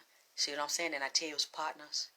And this millionaires and billionaires getting ready to create something. And they're going to split, like he said, was shot at the marathon. And my assets, my millions of dollars in assets, you and your friends will split. It's going to different division. And then they're going to resell it to someone and build other things on it. And that railroad train track. Got these drilling, digging, and railroad train tracks and drilling for oil. And Magic Johnson ass come up in this here. See if y'all can find out if Magic Johnson got any property nearby there. Any businesses nearby there. Magic Johnson and Kobe. 136 million. And they finna make billion. But different people own it, and it's a conglomerate. And black folks set it up and gonna make money off of it too. Nipsey's friends, so-called friends, set it up. See what I'm saying? You know, but I'm obsessed and crazy, Terry. Yeah. Well, Laura, what else you can find? Email me, baby. For the next show, I gotta get into the other thing. You know. He sold his theater. Was the theater nearby there? Was it land nearby there? Is it in the Crenshaw era? Magic Johnson? Oh, let me mention another thing to you, baby. And anybody listening that can find this out for me. Nipsey, I got to look more into it. See what he talking about. He gave me a name. Donnelly. I don't know what is this the name of a person that he fucked with? Got something to do with taking his property from him? Is the name of a business? Is the name of a street in L.A. that he was affiliated with? And you know ain't nobody gonna tell me. Also, Magic Johnson had property that was in a mall. Was it a mall in the Crenshaw area? Around that area? Or a park with water, lake, something around. I think it might be more than one thing besides what you saw in the mall.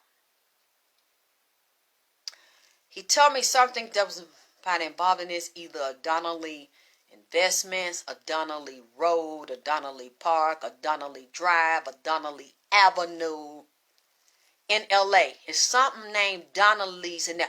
Yes, to what, baby? I don't think that he only had something in that mall. I believe he owned something else. It was something else, Magic Johnson, some other land that Magic Johnson is tied to. And you know that's why I got really concerned about Michael Jackson saying that about Ryan White. Because you know, I think Magic said he had that viral. This also deals with pharmaceuticals that y'all need to look at buying stock in. An investment, blood, plasma, pharmaceutical supplies, hospital supply,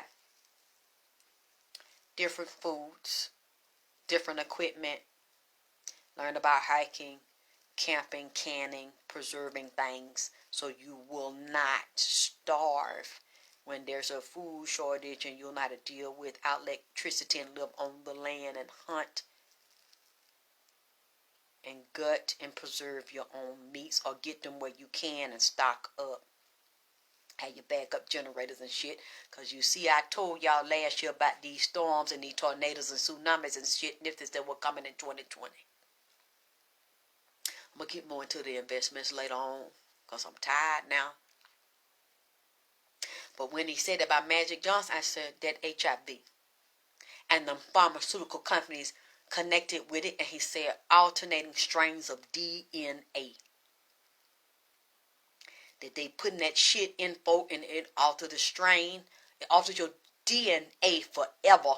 And what they injecting in there because the strain is moving to me. I can see it right now in the spirit. It's talking to me. It's different strains of it. And Magic Johnson is tied to the shit. Oh, Lord, forgive me. This man is tied to this shit and setting folks up to get that shit and to take that medicine to open that envelope up to alter and damage your DNA when you start taking that goddamn HIV med. And he owns stocks in the shit. That's what I seen in the spirit. Now, if y'all can investigate it to prove that I'm lying or to prove that I'm telling the truth, see if you can find out what things Magic Johnson is invested in, because Nipsey told me and Michael Jackson, baby, you can't keep your immune system up if they inject you with some shit that go over in the herb or in that motherfucking green juice. He said, and Kobe know about it. And Kobe, see, that's why I don't really read Kobe no more. Don't ask me to goddamn read Kobe. Because Kobe was in that shit and he was in the order. And he had took the oath. His wife know, and now they dealing with his wife. That one that looked like Charles Manson I told y'all about. And as y'all can see, a lot of shit done came out about his partner that looked like Charles Manson. Helter Skelter looking at. See, man. But you know they tells y'all don't listen to me and that I'm crazy and shit.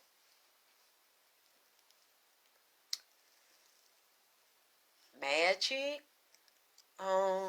some stock in some of them same pharmaceutical company and made a deal on the low to push that shit on niggas for a fee. Cause you know he walk around here like he ain't got that shit. That what Michael told me, that what Ryan Wright told me, the little boy they shot up with that shit. The virus is talking to me now. It's male. And a little part of it is female looking like a hurricane, another hurricane coming, a goddamn tsunami, earthquake, water up in the mountains, some mountain with snow on them. A place where you would at least expect some shit like that to happen. It's finna happen. Oh, Lord, they just showed me another airplane. Didn't I tell y'all last year, early this year, about them Boeing planes, 757, I think it was a 737, another. You know, it has come out on CNN about them goddamn airplane. I told y'all, Nipsey told me to tell y'all to keep your motherfucking ass off them series of Boeing. It has come out. Look in the news. Like I said, the man told me Like he told me. And I just, airplane, they just put one in my head. And I'm not going to get into it. Try not to get into it. I'm going to go. I get some rest. And then I'll see when I can finish with this and try to come back soon. Y'all, I got so much going on. I got to learn the rest of this music and stuff. I got to get ready for I got to go tape my Vagina Power show for the first segment. So I'm trying to do this. I'm trying to come back to y'all, but I can't do all this. Especially, I need, she talking about injections? Yeah. And I'm talking about viruses that are deliberately being made. And I'm talking about stocks and investments in stocks and pharmaceutical companies. So, thank you, Cedric. Thank you, baby. So, I'll be back soon, y'all. I need to get some rest, and I got so much going on. And if you love me and support me, you want me to keep coming back, you'll donate to me. Because I can't keep being all over the place like this and don't get donations. I don't have to give this information. I choose to give it. And, of course, I always share. I sure did say about the Nipsey show did. See? About the Boeing 757. 737, that Delta Boeing slipped down at the air up there in LA and shit and different places. They recalling a lot of them Boeings. They took a huge loss from them faulty planes. I told y'all. Nipsey told me to tell y'all. But anyway, happy Halloween to everybody. I had to do this special segment the way he told me to. And I'm going to come back because I didn't get to finish everything with Selena. Some fucked up shit I got to tell y'all about that shit. And it's very similar to Nipsey. Whew. But I had to do this and go there. And I had to do what he asked me to do. So, I love y'all. I'll talk to y'all soon. I guess this is part 1. I'll try to come back, if not tomorrow, in the next couple days. Yes, y'all donate if you want me to keep coming back. Because I'm really tired. I got a lot of stuff I need to get done. And products I need to get done. Thank you and everybody support me for ordering the products and getting the readings. I have shipment going out Saturday. So, Monday. I need a couple of days so I can do this. Monday, so I think I got till tomorrow to get the package and stuff together that I can. The stuff's already made, as you can see. The sages are made. I just need to package them and put the address in to everybody I owe. So thank you for loving me and being very patient with me because I have a lot going on. Many times, as you can see, I don't sleep. I don't rest. I'm constantly moving, and I'm learning to adjust because I'm learning to be grateful for my gift, not hate it, and not wish I didn't have it. I have to learn to adjust because Nipsey keeps me working, keeps me learning, and I become a better person because of him in my life and all the other spirits that he's brought in here. Now I got to sit down and write the manuscript for them. And if you want it, if y'all want the private spiritual sexuality, the Vagina Power classes, I'll give them to you. But they're very deep and detailed, and it's not for everybody because there's different spiritual works and things you'll have to do to tap into them and not be afraid. They don't want to hurt you. They want love like we do. They want respect and attention like we do. And to be admired and get approval like we do. And like I said, these same exercises I'm going to give you and spiritual sexuality tips, they apply to you and another person in a physical body as well. But I'm going to say one more thing and I'm going to go. For women that think the more perfect you are and the surgeries and you have to do all this stuff to make your man interested in you, that's not going to keep your man. That might attract your man. But a lot of times men will get bored. If that's all you have to attract him and to keep him and you perform all these sex acts and dick sucking and freaking and all that, it's not going to hold him. He's going to go get bored and want to do something else if you don't have a spiritual soul connection with the man. Looks ain't enough to keep a man faithful. There might be at first, but it's always going to be somebody pretty or prettier, younger, finer, because you can go get stuff done. You can get stuff added. That's never women, and sometimes men will make you do that, and if he does, leave him the fuck alone. Women always want to dress for women and fuck and suck for women. A lot of women are doing that shit to try to keep another bitch from they nigga. If you are confident in your game and what you doing and who you screwing, and y'all have a deeper soul tie, can't no fine bitch take your nigga from you. Even if she can out suck you. If y'all got a deeper connection than that, the nigga ain't gonna really demand that from you because of the bond y'all have, and whatever another bitch know how to do that you don't, he'll teach you how to do it. You can easily learn how to suck and fuck and pop your pussy. You can easily do. Anybody can do that. But can anybody meet someone that you sexually attracted to, and both of y'all gonna immediately have a spiritual sexual bond and a soulmate and a twin flame? No. Can't nobody break that. Even if you sick and can't fuck. I have seen men that had a woman that was sick and can't fuck, and because that was his soulmate and his twin flame, he waited. And then fuck nobody. Wait on her hand and feet until she got well, because it was a spiritual soul connection. You ain't gonna never win if you always depend on your looks and your pussy. That's not what. That's the beginning of spiritual sexuality, but it's not the end, and it doesn't sustain a relationship. Now, sure, if you're a prostitute and you make money off of sexual services, you'll sustain a sexual and financial connection or spiritual connection just on a sexual level, but mentally, emotionally, and spiritually in a twin flame level, you will not. But a prostitute don't care about that no way. Her job is to be a professional fucking sucker and entertainer and fucking therapist. Because a lot of men don't go to a prostitute to screw. They might pay a bitch to talk to. And that's what you need to think like a professional prostitute.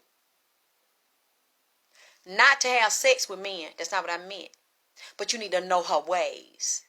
Because a prostitute that makes a lot of money, I know because I know them. And some of them are my client. A lot of times, the one I've talked to, they have judges, doctors, psychiatrists. They make a lot of money and they don't even have to fuck them all the time. They just be want to talk to somebody. They might want to see her toes or,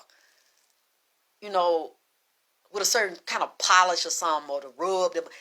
It's not always physical sex. Because she know how to finesse. And some of the ones I seen doing it ain't the cutest. They don't have no butt injection. They ain't had no full-blooded lipo. No, they look like regular girls next door. But they know how to handle your nigga. Outside the bed, they handle the nigga mind and get in the nigga pocket. You know what? I'm going to go. I'm stop talking to y'all about this shit, man. I love y'all. Thank y'all for loving me and supporting me. Happy Halloween. Thank y'all for showing up for this, impromptu edition of AKT Celebrity Reads. I love y'all. I'll talk to you soon. Good night.